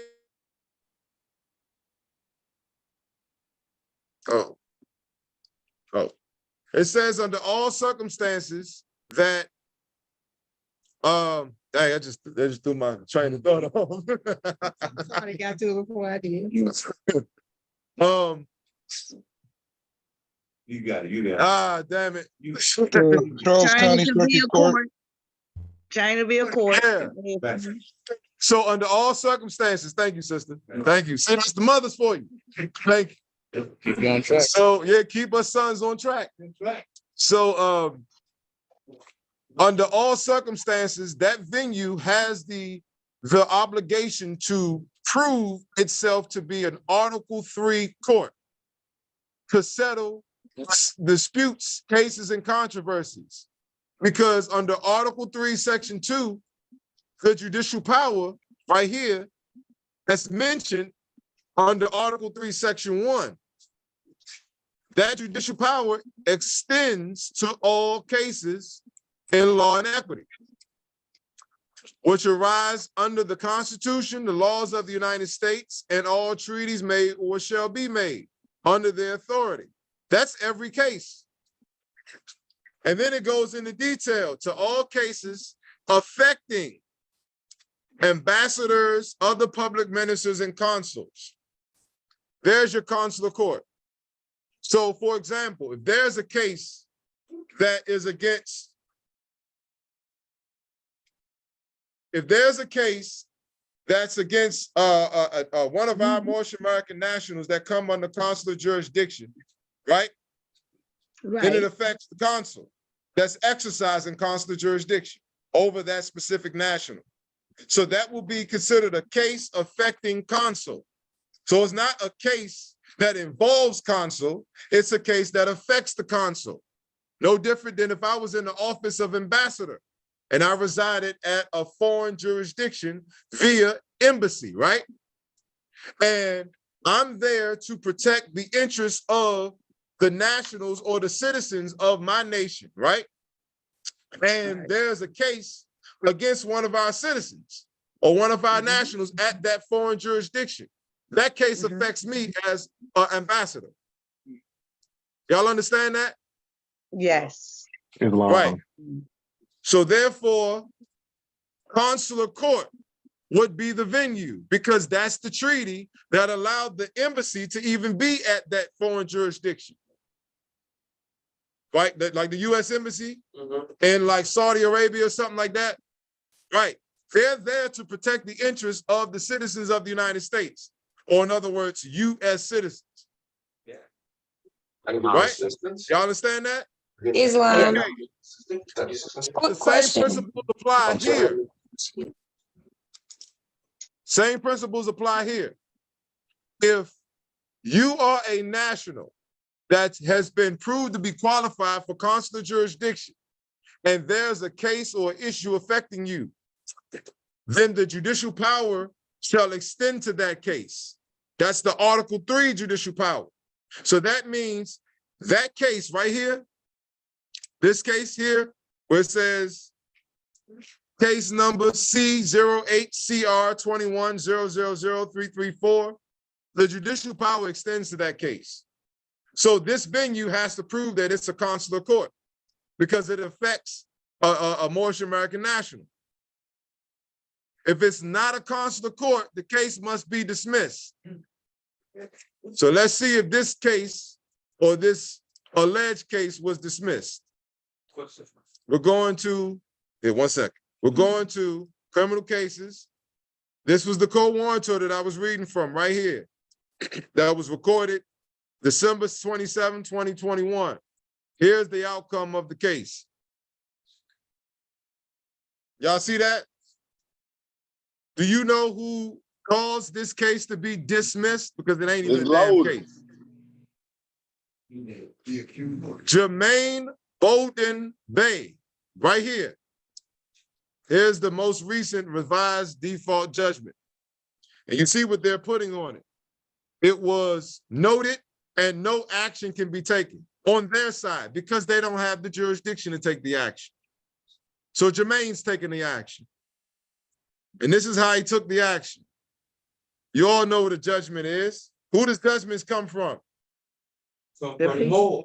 Judicial officers. Or thank you, properly, judicial officers. So Jermaine pronounced judgment as a judicial officer over what? His estate. Because this alleged case affects his estate. He was physically, his estate, which includes his body, was physically put in custody by way of kidnapping and human trafficking. That does not take away his power. His power ain't going nowhere. It's vested in him. Can't be bought, sold, or transferred. It can be abandoned, but it can also be reclaimed. This is how he reclaimed it. So right here, it says, regarding misrepresented instrument, bill of attainder, form, bill of exchange, case number, that right there, then the unanswered affidavit of fact, writ of court warrantor, Exhibit A, received December 29, 2021. On December 29, 2021, you were duly served with process at your mailing address, the affidavit of fact, writ of court warrantor, Exhibit A, which was entered into the records of case number C08CR210000334, and was given 3 days from that date to answer and prove your jurisdiction. As of this date, you have failed to answer, which constitutes default. It is therefore considered, ordered, and adjudged that this default judgment be and the same is hereby entered against you, Sharon L. Hancock, Anthony Bruce Covington, and Constance Beatty Kopelman, hereinafter judgment debtors. It is further ordered and adjudged that the judgment debtors are obligated to I, Jermaine Tyrone Bolden Bay, hereinafter judgment creditor, for the following judgment. 1, the immediate dismissal with prejudice of case number 334 and any other attachments associated thereto for lack of jurisdiction and fraud. They dismissed it. The second judgment, the total sum principal amount of $3,022,000 payable in lawful money of 0.9999 fine silver bullion coins or bars for compensatory damages. That's because under Article 1, Section 10, Clause 1, it reads, no state, and I'm only reading the highlighted, no state shall make anything but gold and silver coin a tender in payment of debts. Well, how do we get the money? If you still think that money is currency or money is credit, then you are still abandoning the principles of your ancient foremothers and forefathers, and you are not entitled to the birthright. And they'll show you that. Go chase the fiat, and you'll see what the result leads up to. These are principles. These are ancient principles. These principles are predating 1787, 1789, 1791. And if anybody that knows, that's the years of the Constitution and the treaty. These principles predate, they are ancient in nature. So, it is further ordered and adjudged that this default judgment shall serve as a judgment lien against the oaths of office, surety bonds, and all property, real and personal, corporal and incorporeal, and assets of the judgment debtors, as well as their spouse, heirs, successors, and assigns, in order to secure the performance of this judgment and to levy on such property and assets for the satisfaction of this judgment if payment cannot be made. Done in order that Maghreb al-Aqsa, Northwest of Mexico, North America. Signed affiant, Jermaine Tyrone Bolden Bay. Y'all see my appellation anywhere on here? No. You see the word consul anywhere on here? No. That's because the power is reserved to the people. Consul gives aid and assistance. If there is no dispute, because there has been no dispute, per right here, as of this date, you have failed to answer what constitutes default. Then that means the process of law, also called due process of law, stops right there. There's no dispute. So there's no need to go to consular court. It's been settled, which is why this was the outcome. Notice of no prosecution and dismissal. Look, any and all outstanding warrants or detainers related to the charges are recalled. And there's one of the people that committed treason, Sharon L. Hancock. So now, we see that as we the people, right? Because we're doing an investigation right now. We have all witnessed that Charles County Circuit Court does not have delegation of authority, right or wrong? Right. All right. It's wrong. So now we're going into overt acts of treason. Here is, that's exactly right. We just witnessed stir decisis. And that's not the only de facto case that was dismissed in Charles County. Nevertheless, here's a show cause and an instrument titled show cause order that was issued by this individual, right? It says signature of foreign hybrid European female Karen H. Abrams, retired, formerly acting as administrative clerk for foreign de facto circuit court for St. Mary's County, Incorporated. Here's a picture. That's her. This woman right here issued this instrument titled show cause order, right? And she's a retired administrative clerk for the circuit court for St. Mary's County. However, this order was issued, this de facto order anyway, was issued in the records of the circuit court for Charles County. I mean, what? Charles County couldn't find a de facto administrative clerk to issue from their own venue? Y'all don't think that's strange? Very sure. The reason why I know that this woman right here used to be claiming to be a judge of the circuit court for St. Mary's County is because I called the de facto clerk's office for the circuit court for Charles County. And they said, oh, yes, that was a, what did they say? That was a out of town judge. What in the hell? I was like, what in the hell is an out of town judge? Because it sounds like a judge out of town, like he's out of town right now, so he couldn't issue anything. No, she said no. And I'm only speaking judge, meaning connotatively, right? Because I'm repeating her. I said to her, de facto judge. So I was like, what is an out of town de facto judge? She said, oh, that's a quote unquote, that's a judge from another court. So de facto judge from St. Mary's County Circuit Court, who's retired, by the way, issued an instrument titled show cause order in the records of Circuit Court for Charles County. Have anybody ever heard of that before? No? I'm the only hand. No. This is the first time I heard of it. Islam, brother, can you repeat that again? What she do now? There was this woman here whose name is Karen H. Abrams. Am I saying that right? I think it's Abrams. She's a retired de facto judge from the Circuit Court for St. Mary's County. She issued this show cause order instrument in the records of the Circuit Court for Charles County. Right? Now, this says that the petitioner in this alleged case is County Commissioners of Charles County, Maryland. That's evidence of there being no identifiable natural person satisfying the requirements of standing as petitioner, injured party, victim, which constitutes a collusive action under color of law and inducement to fraud. That's what that means. Same as if it was to say state of Maryland, a plaintiff, same thing. Chair. So empty chair trick, right? So going to case law.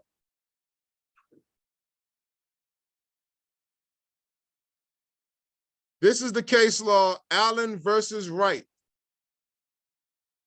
It reads, the requirement of standing, however, has a core component derived directly from the Constitution. A plaintiff must allege personal injury, fairly traceable to the defendant's allegedly unlawful conduct and likely to be redressed by the requested relief. Plaintiff has to do that. That includes the petitioner. Let's see if the plaintiff or petitioner did that in this alleged case. So I'm going to the attachment, which is this petition for contempt.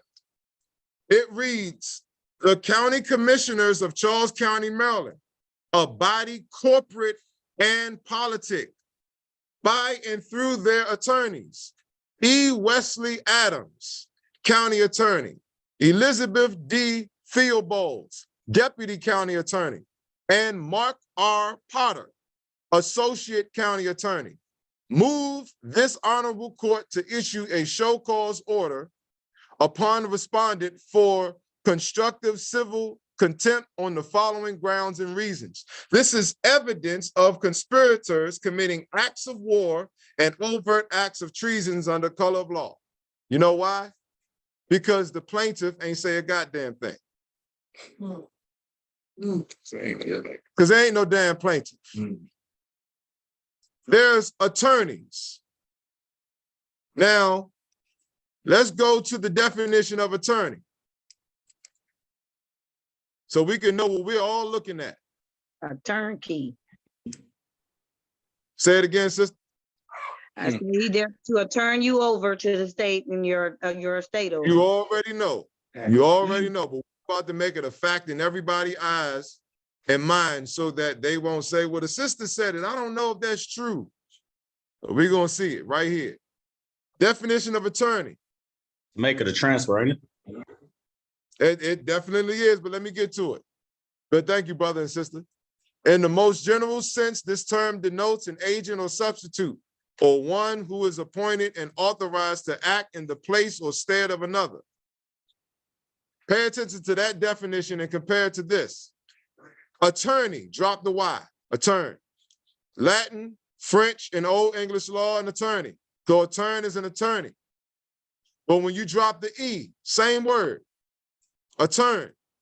Look at this definition. To turn over, to transfer to another, money or goods, to assign to some particular use or service, to consent to the transfer of a rent or reversion, to agree to become tenant to one as owner or landlord of an estate previously held of another, or to agree to recognize a new owner of a property or estate and promise payment of rent to him. Now let's go back to that instrument. Y'all now see what they're doing, right? If all of these are attorneys, and the word attorney means to consent to the transfer of an estate or reversion, then is this really a petition for contempt? Hell no. Is this really a, where we at? A show cause order? Nah, it's not a case. It's a Right here, show cause order. This is show cause order. No. Why is that? Why is it a fraudulent document or a misrepresented instrument? It's misrepresented, right? Why is it misrepresented? Fraud. Well, let's identify the nature of the case. First, let's go to the definition of case. You have all these foreign actors. That's right. We're going to the definition of case.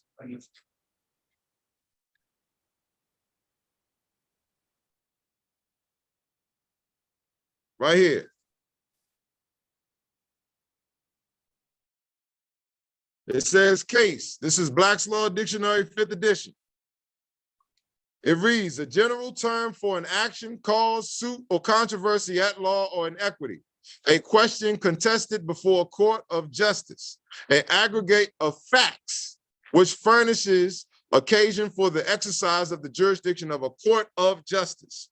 A judicial proceeding for the determination of a controversy between parties wherein rights are enforced or protected or wrongs are prevented or redressed, any judicial proceeding judicial in its nature. Now we're going to go to cases and controversies. Right here. Cases and controversy. This is Article 3, you all. This term, as used in the Constitution for the United States, embraces claims or contentions of litigants brought before the court for adjudication by regular proceedings established for the protection or enforcement of rights, or the prevention, redress, or punishment of wrongs. And whenever the claim or contention of a party takes such a form that the judicial power is capable of acting upon it, it has become a case or controversy. The federal courts will only consider questions which arise in a case or controversy, i.e., only justiciable cases. Article 3, Section 2 of the United States Constitution. The case or controversy must be definite and concrete, touching the legal relations of parties having adverse interests. The questions involved must not be moot or academic, nor will the courts consider collusive actions.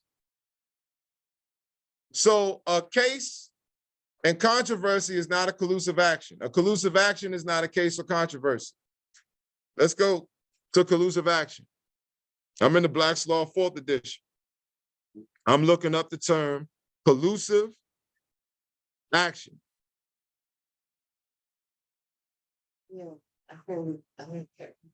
And we're going to compare it. Collusive, right here. Coming up on it.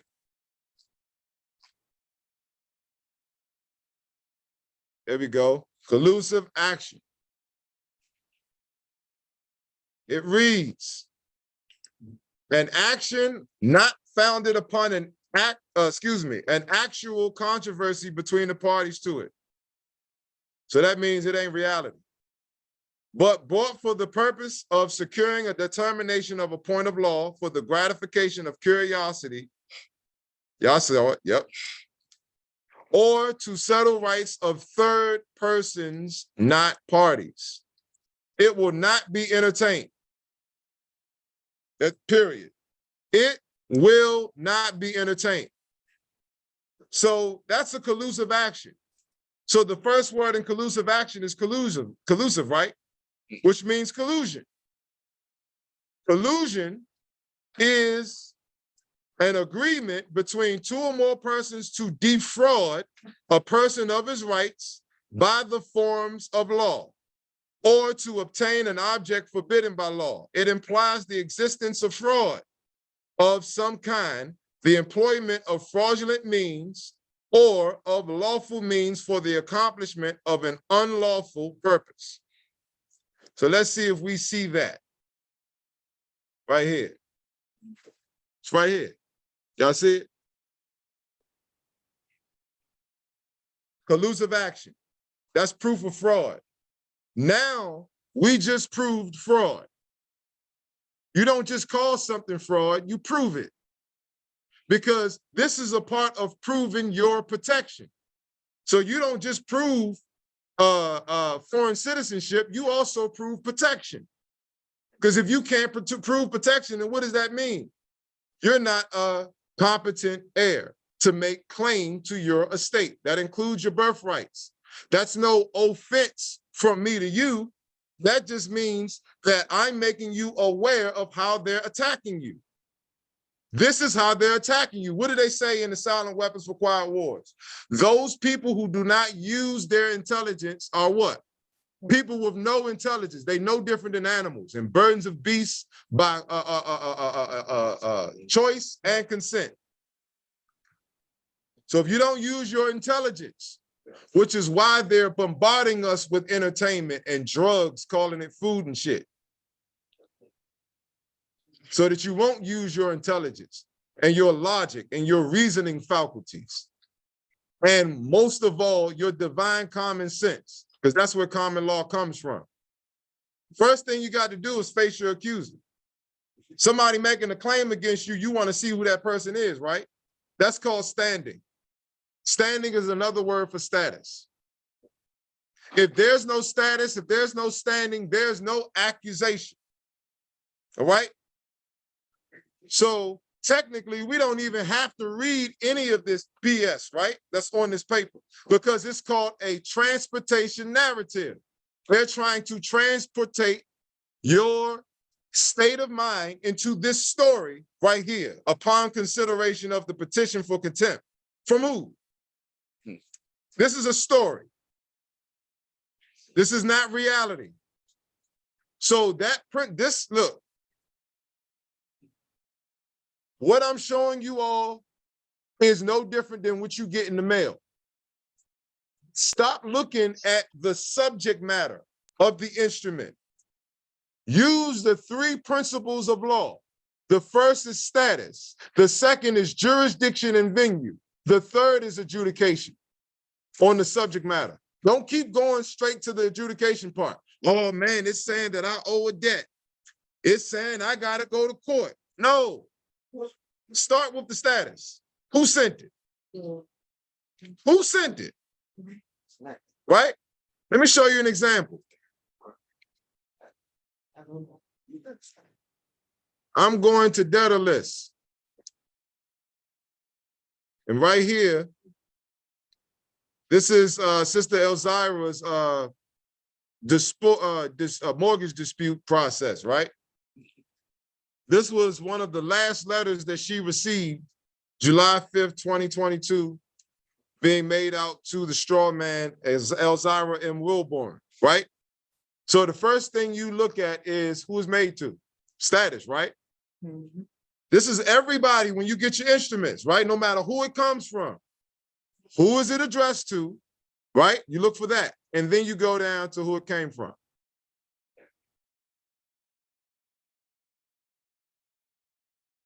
I didn't see a name. Y'all see a name? No. Let me start a little slow. I'm gonna make it bigger, right? All right. So it's not at the bottom of the first page, right? This is the second page. The mortgage? This is a instrument titled, "Please contact us about your recently missed mortgage payments." I'm sure a lot of people may have seen that before. Yeah. But you all didn't think to go to the bottom page to see who it came from. Remember when we learned how to write letters in school? Mm-hmm. Right, or what they call school? You know, you put who it's to and who it's from, right? Huh? Their daycare. Yeah, or daycare centers, yeah. We learned in the daycare center. Daycare center. Yeah, de facto government operated daycare center. So look, this is the second page. No name of anybody. This is the third page. No name from anybody. Look, mortgage assistance application. Look, they want you to put what? Your data. So they can use it against you. Look at all these offers, but no one identified themselves. Where's the identity of the person that sent this? Where is it? See how they get you to give into their narrative in writing? Yeah. Y'all know what this is called? Spelling. Or casting spells. Did y'all know that y'all had to spell out a word in order for it to be put in writing? Yes. That's called casting the spell. These are spells. And if you don't know how to read these spells, look, and it got the straw man again. If you don't know how to read these spells, you'll fall under the spell. And in school, That's they why taught us, say it again, sister. in school, they taught us spelling words and curses words. So we were spelling Exactly. curses. So for spelling purposes, exactly. Elzira didn't fall for the spell. That's why they ended up sending her a few weeks later, July 28th, 2022, this instrument titled Notice of Intent to record release of obligation under deed of trust, saying that the obligation secured by this deed of trust has been paid in full. Date of payment, September 23rd, 2020. They just said a few weeks ago that there was no payment made. But she didn't fall for the spell, like most of us do, right? Yeah. See the fraud? That's why it says evidence of fraud and there being no debt. That's for everybody with mortgages. Islam, dear brother, I had a quick question. Yes. And I hope I'm not going too far off track with it, but on the other, on that one right there, it says the County Commissioner of Charles County versus Lethal and Legal LLC. If an artificial person, the court being an artificial person can only deal with another artificial person, is that what that is right there? And how is that with them trying to connect that to him? So here is the case, Penn Hollow versus Doan's Administrators. Basically what you just said, sister. Inasmuch as every government is an artificial person, an abstraction, and a creature of the mind only, a government can only interface with other artificial persons, like the sister said. The imaginary, we all have an imagination, right? Having neither actuality nor substance is foreclosed from creating and attempting parity that's equality with the tangible, meaning the visible is not equal to the visible. The legal manifestation of this is that no government, as well as any law, any agency, any aspect, any court, etc., can concern itself with anything other than corporate dead artificial persons and the contracts between them. Right, and I noticed that that was up there, but then lower in the document, they actually used his name. Yes, they didn't use his name, they used the corporate name. Okay, okay. Which we're getting to next. Thank you, sister. Okay. So here is the de facto injunction that they're saying that the corporate person, Byron Bell, right here,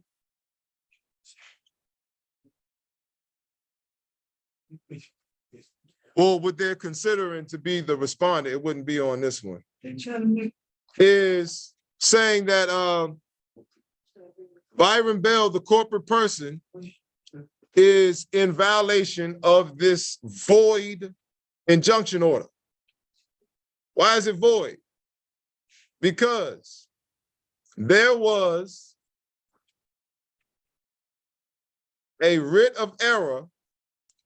This is the affidavit of fact, certificate of service, that lays out the writ of error, the certified copy of the writ of error, and all of the attachments that was entered via filed by the clerk, the acting clerk, in this record, Circuit Court for Charles County. But before it was entered into that record, it was entered into the records of Morocco Consular Court at the Maryland State Republic. In the matter of case number C08CV220000576 in the records of the Foreign Circuit Court for Charles County, under what is called consular jurisdiction. So this writ of error right here, which identifies Byron David Bell Bay, a natural person, living, breathing man, right? Who's standing as plaintiff, versus Sharon L. Hancock, who's a foreign hybrid European female, Reuben B. Collins II, who's a 14th Amendment U.S. corporate stateless person male. Edwards Wesley Adams III, who's a foreign hybrid European male. Elizabeth Dorothy Theobald, who's also a foreign hybrid European male. These and others, Sanjiv Davis and Troy D. Berry, they're natural living men and women. So it's not a collusive action under color of law. This is a lawful case in an Article 3 court that was given full faith and credit in the records of Circuit Court for Charles County. Y'all see that file stamp, right? That file stamp means this right here. Under Article 4, Section 4, although they're de facto, they themselves have made the writ of error and all of those other attachments a part of the records of the Circuit Court for Charles County. Thus and therefore, Article 4, Section 1 says, full faith and credit shall be given in each state to the public acts, public records, and public judicial proceedings of every other state. Full faith and credit. So when you all seen, if those that saw, right here, where the agents for Troy D. Berry was served with process at the Charles County Sheriff Department right here, right? They were served. There's proof of it. This service of process is called, the video recording of this service of process is called the public act. This is an act that's made in the public. YouTube public access, right? Yeah. So it's public. Yeah. Full faith and credit has to be given to this act. You understand? By everybody in the state. So this is what was served. This file stamp copy of all of the documents attached along with this cease and desist order. Cease and desist notice right here. Made out to Troy D. Berry, who's also a natural living man, right? Acting as sheriff.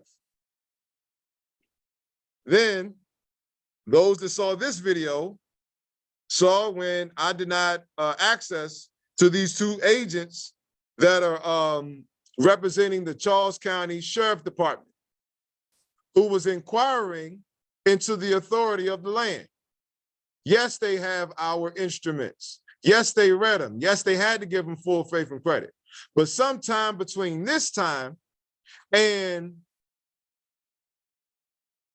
when was this? October 5th, 2022, Charles County Circuit Court representatives felt as though they all of a sudden had the power again. How? I have no idea. I don't have any idea how they thought they got the power all of a sudden. Case was closed. The records was closed, right? The writ of error ordered for it to be closed. Here's why.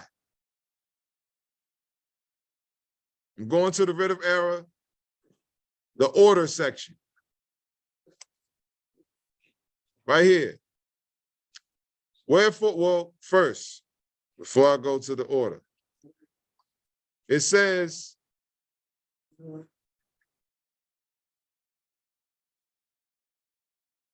memorandum, and this is in response to the summons and any and all attachments associated to the summons, which includes the de facto injunction order.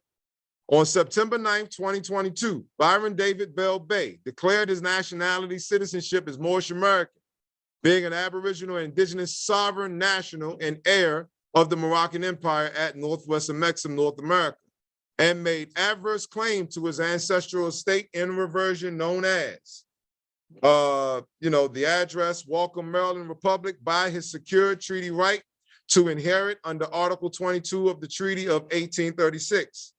See attachments, Exhibit A1, which is the affidavit of fact, adverse claim of title and reversion of ancestral estate, dated September 9th, 2022, And Exhibit B, affidavit of dispute, and C, Colavrat versus Oregon. On September 9th, 2022, you, Sharon L. Hancock, acting in collusion with you, Reuben B. Collins II, Edwards Wesley Adams III, basically the respondents or the defendants, filed a misrepresented instrument bill of attainder form bill of exchange titled writ of summons, dated September 9th, 2022. In the de facto records of case number C08CV22000576, which was addressed to the fictitious corporate person, nom de guerre, Byron David Bell Sr., race black, under color of law within purview of the unconstitutional 14th Amendment, which constitutes fraud in the inducement. See Exhibit A2 attached here too, and see United States versus Throckmorton. Fraud vitiates the most solemn contracts, documents, and even judgments. Furthermore, and this is important, this is third decisive, it has been proved beyond reasonable doubt by conclusive evidence, that's evidence that cannot be rebutted, in de facto case number C08CR210000334. That's the case affecting Jermaine Tyrone Bolden Bay, which we just read, right?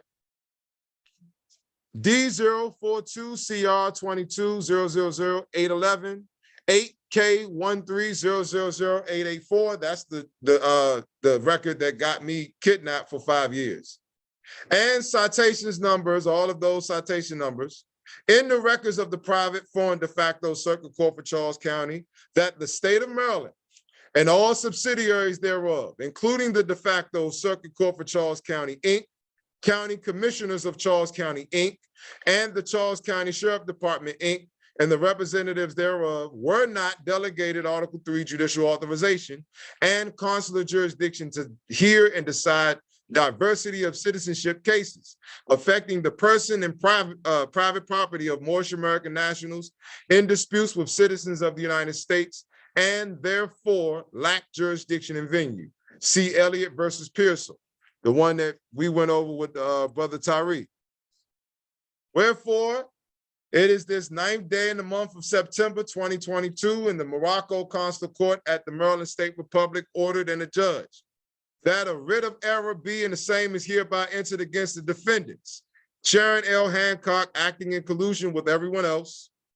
It is further ordered and adjudged that the misrepresented instrument, bill of attainder, form bill of exchange titled writ of summons, dated September 9th, 2022, and any other attachments associated thereto. That includes this instrument, this injunction order instrument, as well as this alleged show cause order instrument. Those are the attachments to the writ of summons. It says, are unconstitutional, notwithstanding null and void ab initio, and are unenforceable and closed for lack of jurisdiction and fraud. The case was closed. Now it's reopened. And they reopened it, and this lady right here, that ain't even in the damn venue, that where the damn alleged case is, issued this instrument titled show cause order. So what I see is a group of individuals attempting to overthrow the supreme law of the land, which constitutes what, everyone? Treason. Overt act of Treason. Islam. So what did it say? It says on the Constitution, under Article 3, Section 3, it says treason. I'll read it again. We read it earlier. Now that we done went over a few of the evidence of treason, overt acts of treason, it says treason against the United States shall consist only in levying war against them or in adhering to their enemies, giving them aid and comfort. No person shall be convicted of treason unless on the testimony of 2 witnesses to the same overt act. How many of us witnessed open acts of treason just now? Islam. Islam. More than 2. Islam. Where, Yes. well, when did you get that from in the context? That's Constitution. And for everybody that doesn't have a Constitution, Article 3, Section 3. And everybody that doesn't have a Constitution, go to the website, click on Study Materials for Moors, scroll down to these PDFs right here, and you'll see the Constitution for the United States of America, downloadable for free. You'll also see the certified copy of the Treaty of Peace and Friendship of 1836, certified in the records of the Library of Congress. You want to print those off and carry them like you carry your wallet. Right? So now I'm speaking to the public. How many of us want to participate in the investigation that we will be doing and conducting with the Circuit Court for Charles County, the Charles County Commissioners, and the Charles County Sheriff Department and the representatives thereof? And I'm not just speaking about you all, I'm talking about on Zoom too. Who would like to participate in this public investigation? I would. Islam, Nemo. Islam, Islam, Nemo. Who you brother. bay, Mo? Islam. Because Islam. what we Islam. have is evidence of overt acts of treason. All right? This will be setting the pattern for everyone around North America as well as the world, how to charge these MFs with treason. Ooh, can't wait. Want to fall to the Carson. Absolutely. You understand? And listen, let's Yes, study, let's sir. look at this Article 25 of the treaty real quick. Article 25, because understand that this treaty is dealing with principles, and it was for the purposes of amity, which means friendship, and commerce, which means trade. All right? Article 25. This treaty shall continue in force with the help of God for 50 years, after the expiration of which term? This is the term right here, 50 years. After the expiration of the 50 years, the treaty shall continue to be binding on both parties. What's binding on both parties in this treaty? The principles. The principle. Thank you, brother. The principles are binding. Why? For amity and commerce. So we got to put our weapons down, right? Mm-hmm. And be friendly. And a part of being friendly is contending with someone who would be a citizen or labeled or classified as a citizen of the United States or U.S. citizen in a peaceful manner. That is by way of due process of law. That's why we need to know civics, because how to fight civically is due process of law. That's notice, then the opportunity to be heard, then the opportunity to enforce and protect your rights before a court having power to hear and determine the case. Absence of picking up a gun or any type of arm. But it says, going back to 25, until the one shall give 12 months notice to the other of an intention to abandon it. Now, why would the treaty be abandoned? Why would the treaty be abandoned? Oh, real quick, in which case it's operations? Been a breach. It's absolutely breach and the declaration of war, right? That's right. It says, in which case its operations shall cease at the end of the 12 months. So if the treaty is abandoned, then guess what happens? They got 12 months to get the hell off our land, or else we're going to fight them. That's what happens when we abandon the principles of the treaty. Before we abandon these principles, we're going to enforce them. Because we ain't got time to be bullied no more. I don't come from a lineage of people that get bullied. That's right. Anybody that know me knows I don't play the bully shit. Islam. And if it's anybody that feels the way that I feel all the way to the core of your heart, then your mouth will speak and you stand with me. Yes. Islam. Islam, Islam, brother. Islam. Islam. Islam, damn right we did it before. At the same venue. This time we got a little more people. So I'm calling this day, October 18th, 2022, for anybody that would like to be witness as well as juror on November 18th, 2022, to meet us at the Circuit Court for Charles County venue at Maryland to enforce the principles of the Treaty of Peace and Friendship of 1836 between the United States of North America and the Moroccan Empire, as well as the order of Quo Warranto, so that we can inquire into the authority that the representatives of the Circuit Court for Charles County, the Charles County Commissioners, and the Charles County Sheriff Department are exercising. What authority are you exercising? And who did it come from? We'll be bringing cameras, we'll be bringing witnesses, and we'll be bringing officers and consular agents and mufti and the new branch we started, which is Morocco Special Forces. And we not effing playing.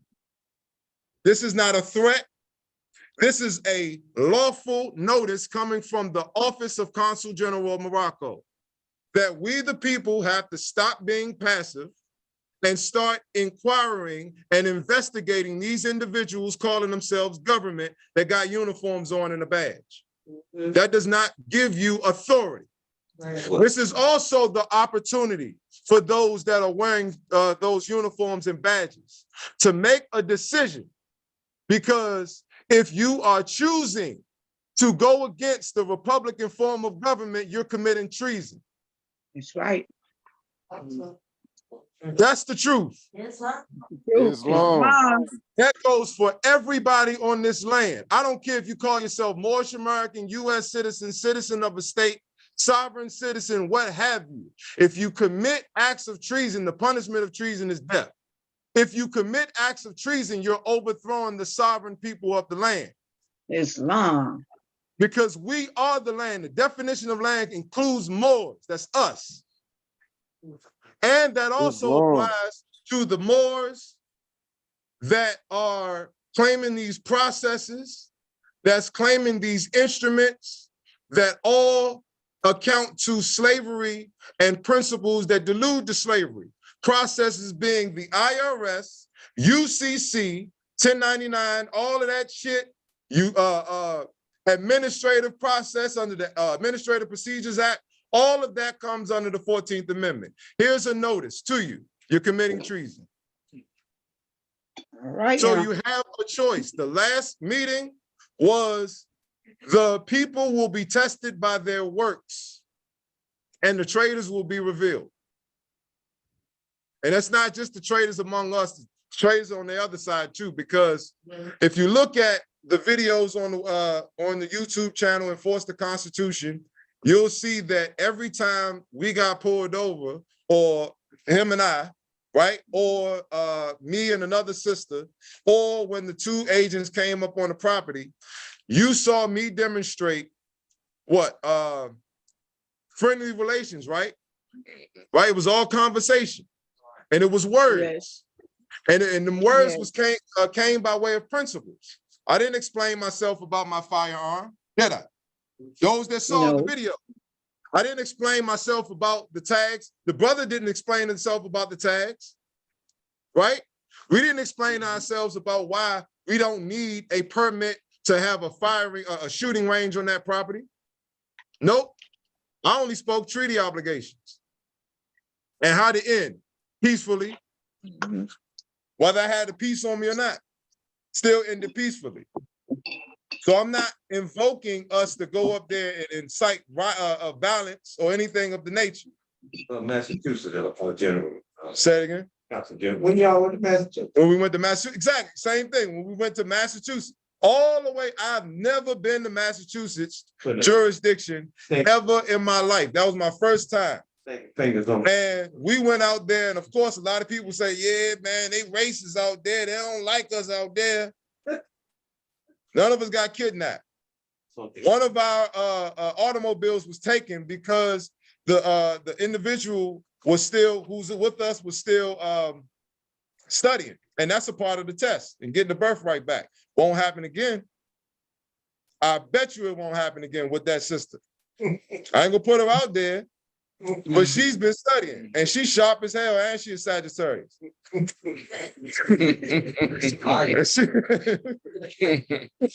So don't look at those incidences where you get kidnapped or your stuff gets taken or you get put out the property as if you lost. Nope, it's a lesson.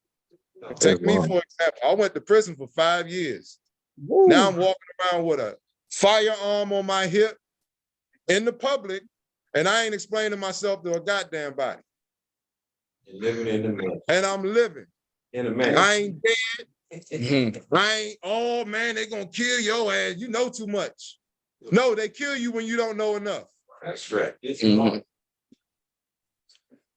So we're gonna start this investigation this week. Now that I got this de facto order, show cause order, we're going to issue writ of quo warranto again for to the Circuit Court for Charles County representatives.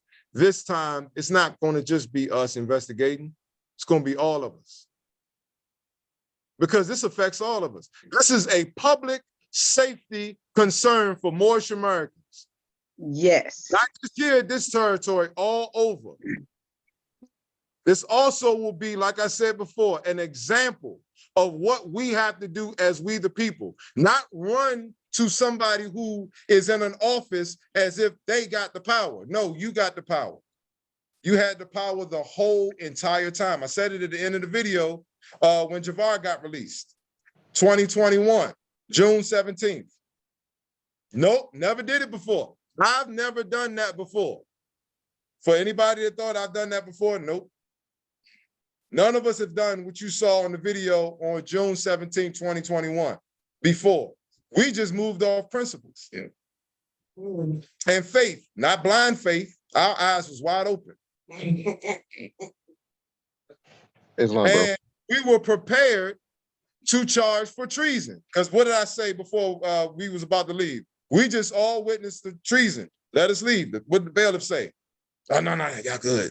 You know, whispered in the brother's ear, and he whispered to me, nah, we good, go ahead, just chill for a minute. And then he came back, called us in the hallway. Yeah, y'all brothers being released, and the cases, the charges being dismissed. Congratulations. to the crow. Right.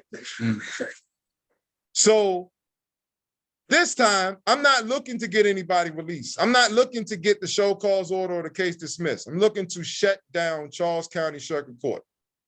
Islam. Bring you Islam. Islam, brother.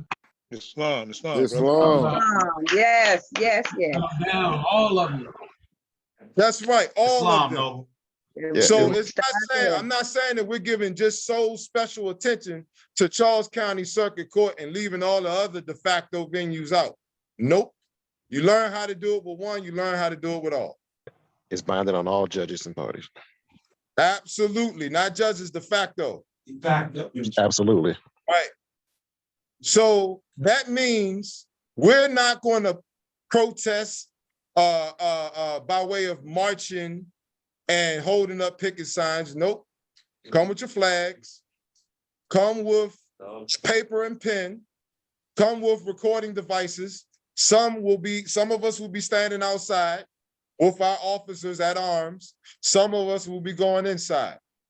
We're going to shut down Circuit Court for Charles County venue. Because if we are the people and we got the power, why can't we do it? Right. I never did it before. Don't you want to see what that feels like? Yeah. I feel We're it. obligated to do it. We're obligated to do That it. is, I was just about to say, it's not just our right and our power, it's a duty. Because Charles County Circuit Court, as well as other venues, these de facto venues, are causing us harm. Yes. There's absolutely no justice that's being rendered there. They've also been proved on the public record, which they certified themselves, that they don't have Article 3 judicial power. So what are they doing? What's the purpose of their operation? To be fair, Human trafficking and genocide. and genocide. Absolutely. They have proved by their own words, actions, and deeds their true intent. It is not to uphold and enforce the supreme law of the land, it's to overthrow. They have proved that they are imposters. So when are we going to stand up and do something about it and stop talking shit? Right now. I was going to start before November 18th. Technically, it already started. Right now. Yeah, the public investigation, that starts this week. Soon as I issue the writ of quo warranto and it enters into their records, whether it enters into their records or not, it's coming from consular court. It will be posted on the website. I'll make the pop-up and I'll send notifications via email to everyone that's subscribed that it's there. It will be your duty to download it and study the writ of quo warranto so that you can see what this investigation entails, because it's public investigation. All right? So you'll study it, and then we will meet again next Tuesday so that we can move on to the next thing, which would be the actual investigation part. We are going to go and get the oaths of office of these individuals that we will be investigating in the writ of quo warranto. Soon as we get the oaths of office, guess what? That's proof of treason. Thank you, sister. That's a part of the investigation. Everything we do is going to be recorded too, by the way. I'm talking about me drafting the writ. Somebody's going to do a video recording of me drafting the writ, me talking to individuals over the phone, us having a discussion along with these recordings. And hopefully we can start roundtable sessions, because it's not about us. It's about all of us, right? Not just us up here. Mankind. It's about all of us, the people. Humankind. So we're going to get, no, not humankind. We ain't kind of human. Oh, they are. Nah, not at all. This is for man. Man is short for manifest. That's right. Most importantly, this is for woman. So as soon as those loyal women show their faces, we're going to be having seats for you up here. I repeat, soon as the warrior woman in this area, or if you're in other areas, you reveal yourselves, right? And you prove your competency. We're waiting for you, because I'm not supposed to technically, I can't say I'm not supposed to because I'm doing it. But technically, woman's supposed to be sitting right here talking in this intelligent tone. A pissed off woman, pissed off mother. You got one right here. Mad than anybody now. Right here. Right on. That's who we waiting for. That's who I've been waiting for since 2012. That's right. Peons and warriors, brother. That's right. I haven't seen Woman King, but I know about the spirit of a woman long before Woman King came out, because my mother showed me. She ain't even gonna do like that. That movie ain't shit. Yeah, we ain't doing. But my mother showed me Woman King a long time ago. That's why I get all this confidence from, and that's why I don't let nobody bully me. My mother showed it to me. My father too. But most importantly, my mother, because the seed is as perfect as the source from which it came. So y'all looking at my mother right now with qualities of my father. Islam. Islam, that's better. That's Islam. That's it, brother. Okay. So we're going to wrap this session up, and we're going to continue next Tuesday. If there's an emergency of any sort, I would like for everyone to go here to the website, subscribe for workshops. Go to subscribe for workshops. And then right here, it says send a text to 81010, and you will text this message at LMAURICEE. That way you'll be connected via Remind app, and anything that comes about, whether it be a emergency or a special event or anything that we need to reach everybody, we're going to reach you via this app. All right. And especially if we need to call an emergency Zoom meeting, because this is what we did last year. And we need witnesses. Can they go there? They're trying to qualify for FT or their business. So for everybody that's looking to qualify for Mufti and Morocco Special Forces, meet us at the shooting range on Sunday. The shooting range is here. Okay. Go to the website and you want to go to Sunday Gun Day. I got you, sister. Sunday Gun Day. Right? And this is the location of the firing range. It's 58055 Fire Tower Road, Walker, Maryland. That is the location. We meet there Sunday at 1 p.m. from 1 p.m. to 6 p.m. That's when the gun range is open for everybody that wants to sign up and qualify, meaning train. You don't just get in because you say you're Moorish American. This is not that. You come here, you meet us at, say 10, 11, between 10 and 11 a.m.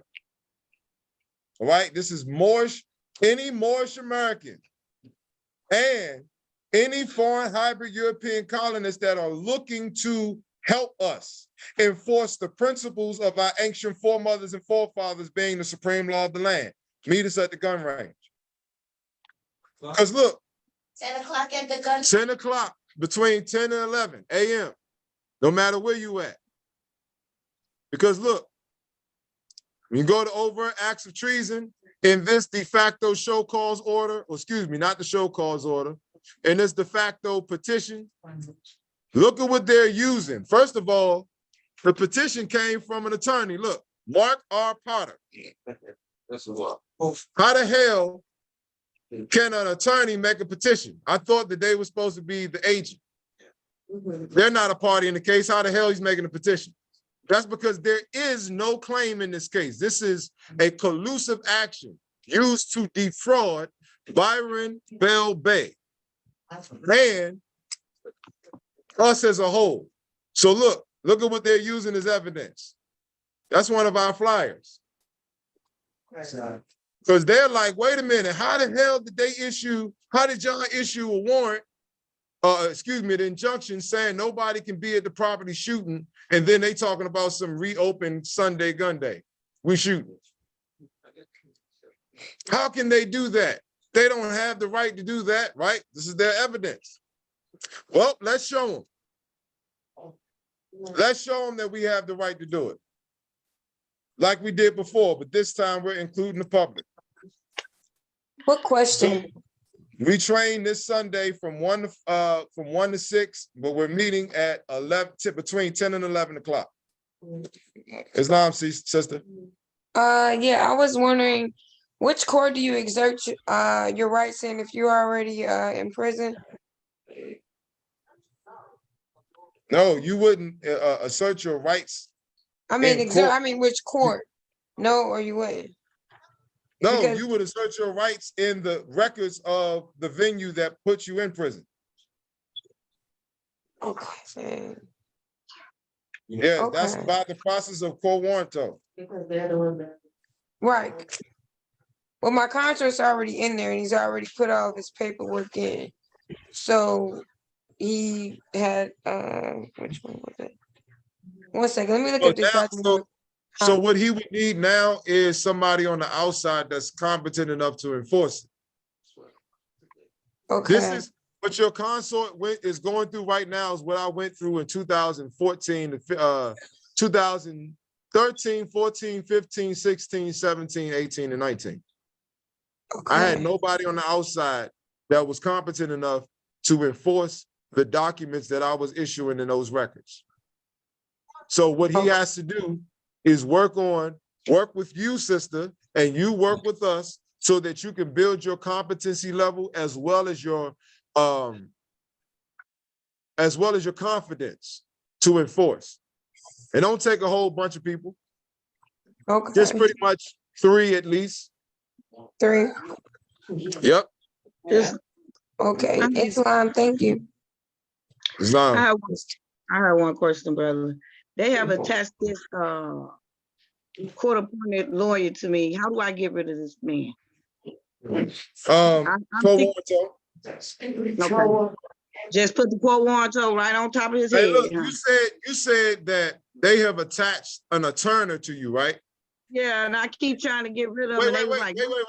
Wait. By what authority? They don't have any. That's what quo warranto means. Okay. Gotcha. So by what authority are they attaching it to you? Or did they attach it to you? They didn't. Straw It's a man. mental thing. I thought They attached it to the straw, sister. that's right. That's right. So you got to know what you're looking at so that you can know how to respond correctly. Because if you respond that way, then that means they'll use your words against you. Not literally, but the fact that they know that you're looking at, for example, you're looking at an elephant, but you're saying pit bull. You're right. Pit bull, right? Yep. They know that your vision is corrupt because you're calling an elephant a pit bull. No different than they'll know your vision is corrupt if you're saying that the attorney is attached to you. When actuality in the record, it's the straw. They can't attach an attorney to you. You can't be represented because you're present. That's right. Only thing that can be represented is the dead. That's the corporate person. Okay. They'll knock the wind out. They'll knock the wind out of you after 7 days. I've never been in jail before. They knocked the wind out of me and the confidence out of me, and I have to build myself up. Sister, Tried. No, they didn't. They ain't even try. This is what they did.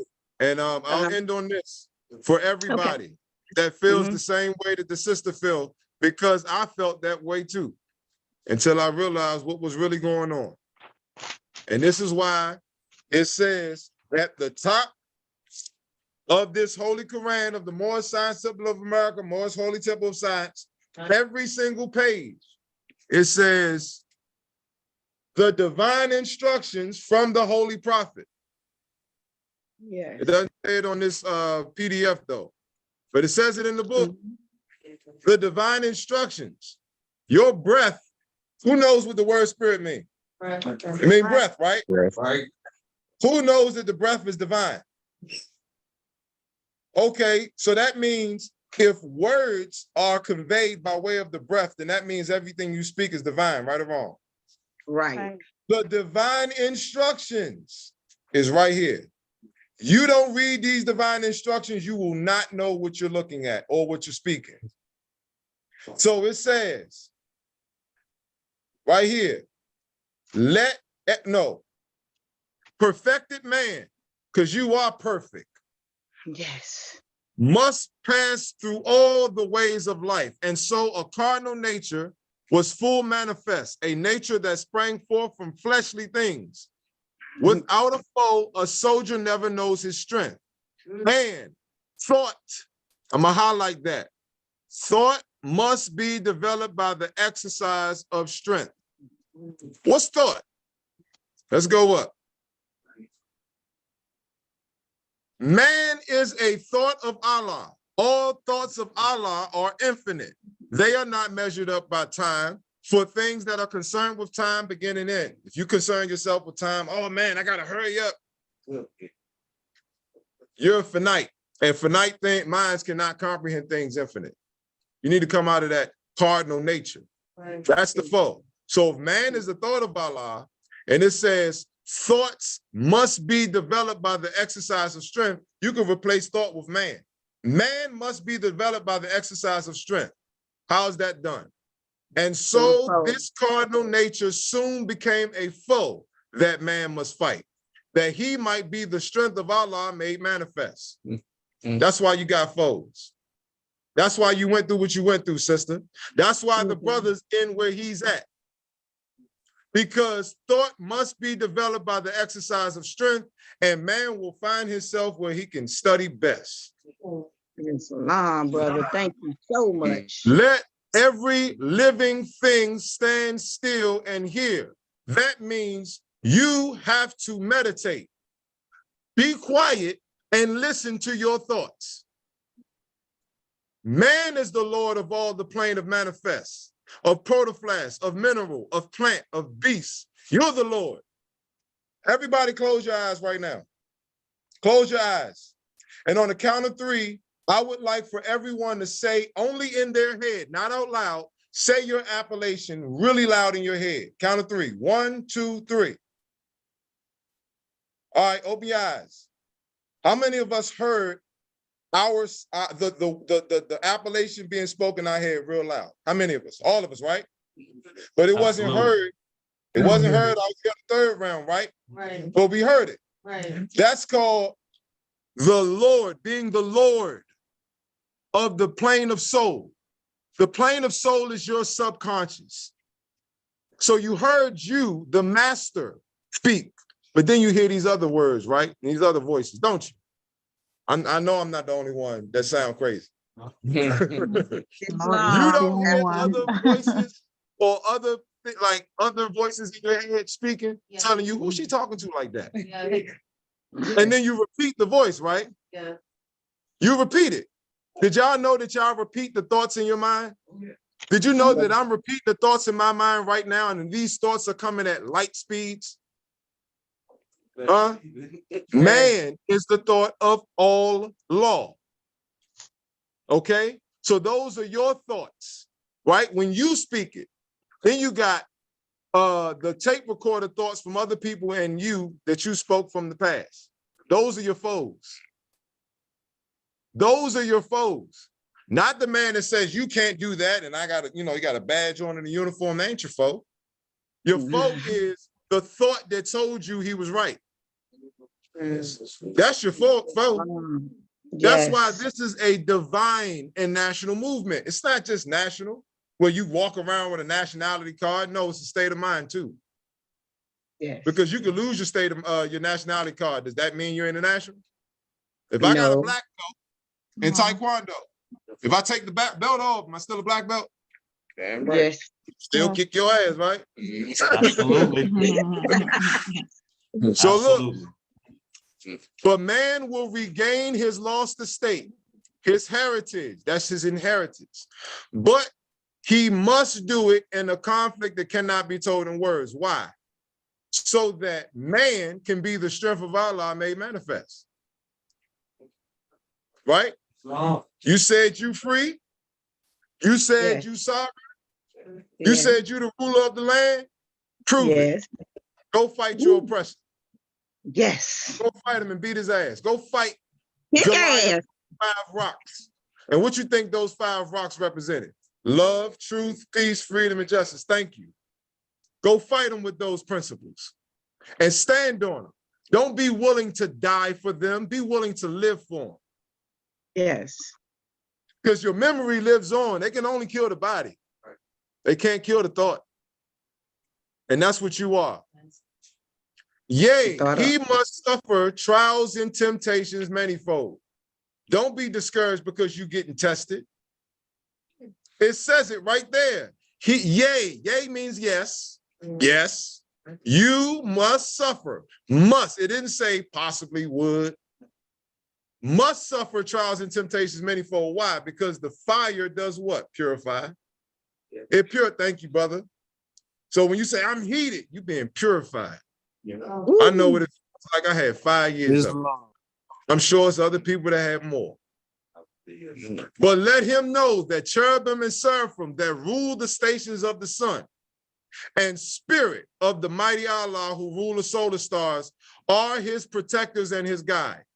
And they will lead the victory. Man will be fully saved, redeemed, perfected by the things he suffers on the plane of flesh and on the plane of soul. You know why I got like this? Because of my suffering. I had to get pissed off enough to stand up here in front of y'all and say what the hell I'm saying right now. Otherwise, I wouldn't have said it. I've been pissed off. You've been pissed off. But when man has conquered cardinal things, his garb of flesh will then have served his purpose well, and it will fall, will be no more. Then he will stand untrammeled on the plane of soul, where he must full complete his victories. Unnumbered foes will stand before man upon the plane of soul. Who are these unnumbered foes? What is it? The cardinal nature soon became a foe. Now you know your foe is. Carnal nature. It says unnumbered foes, right? Unnumbered thoughts will stand before man upon the plane of soul. These he must overcome, yea. Press mute, please. These he must overcome, yea, overcome them every one, every last one of your thoughts. You better sit down and every time you have a thought, you better challenge it. Because what are you doing when you challenge the person in front of you, your oppressor? You challenging his thoughts, aren't you? Mm-hmm. Absolutely. This is spiritual warfare, y'all. And it's fought with thought. Yes. Thought must be developed by the exercise of strength. So get used to fight. Because it's war. World War III. World War III. And guess what they call Taj Tariq Bey? World War IV. So by me being a student of Taj Tariq Bey, I'm implementing World War IV. Yes. And this is the world war that's fought by we the people against the people that declared war against the untold public, because we didn't know, right? It says it in the manual. So with that, I leave you all as I came in peace. I would expect everybody that's with us to be more involved. We love the support that you do give and the attendance that you give. But guess what, y'all? Study this core warranto. All right, because the words on the core warranto is the spirit that we moving in. We ain't just sending out paperwork. We acting. Islam. All right? Islam. Peace and love. I see you Islam, all. peace and love. Peace in paradise. Islam. Peace. Islam. Islam. Thank you. Thank you. Thank Islam, you. family. Peace and Thank love. you, brother. Peace This and is love, y'all. yes, Islam, for me.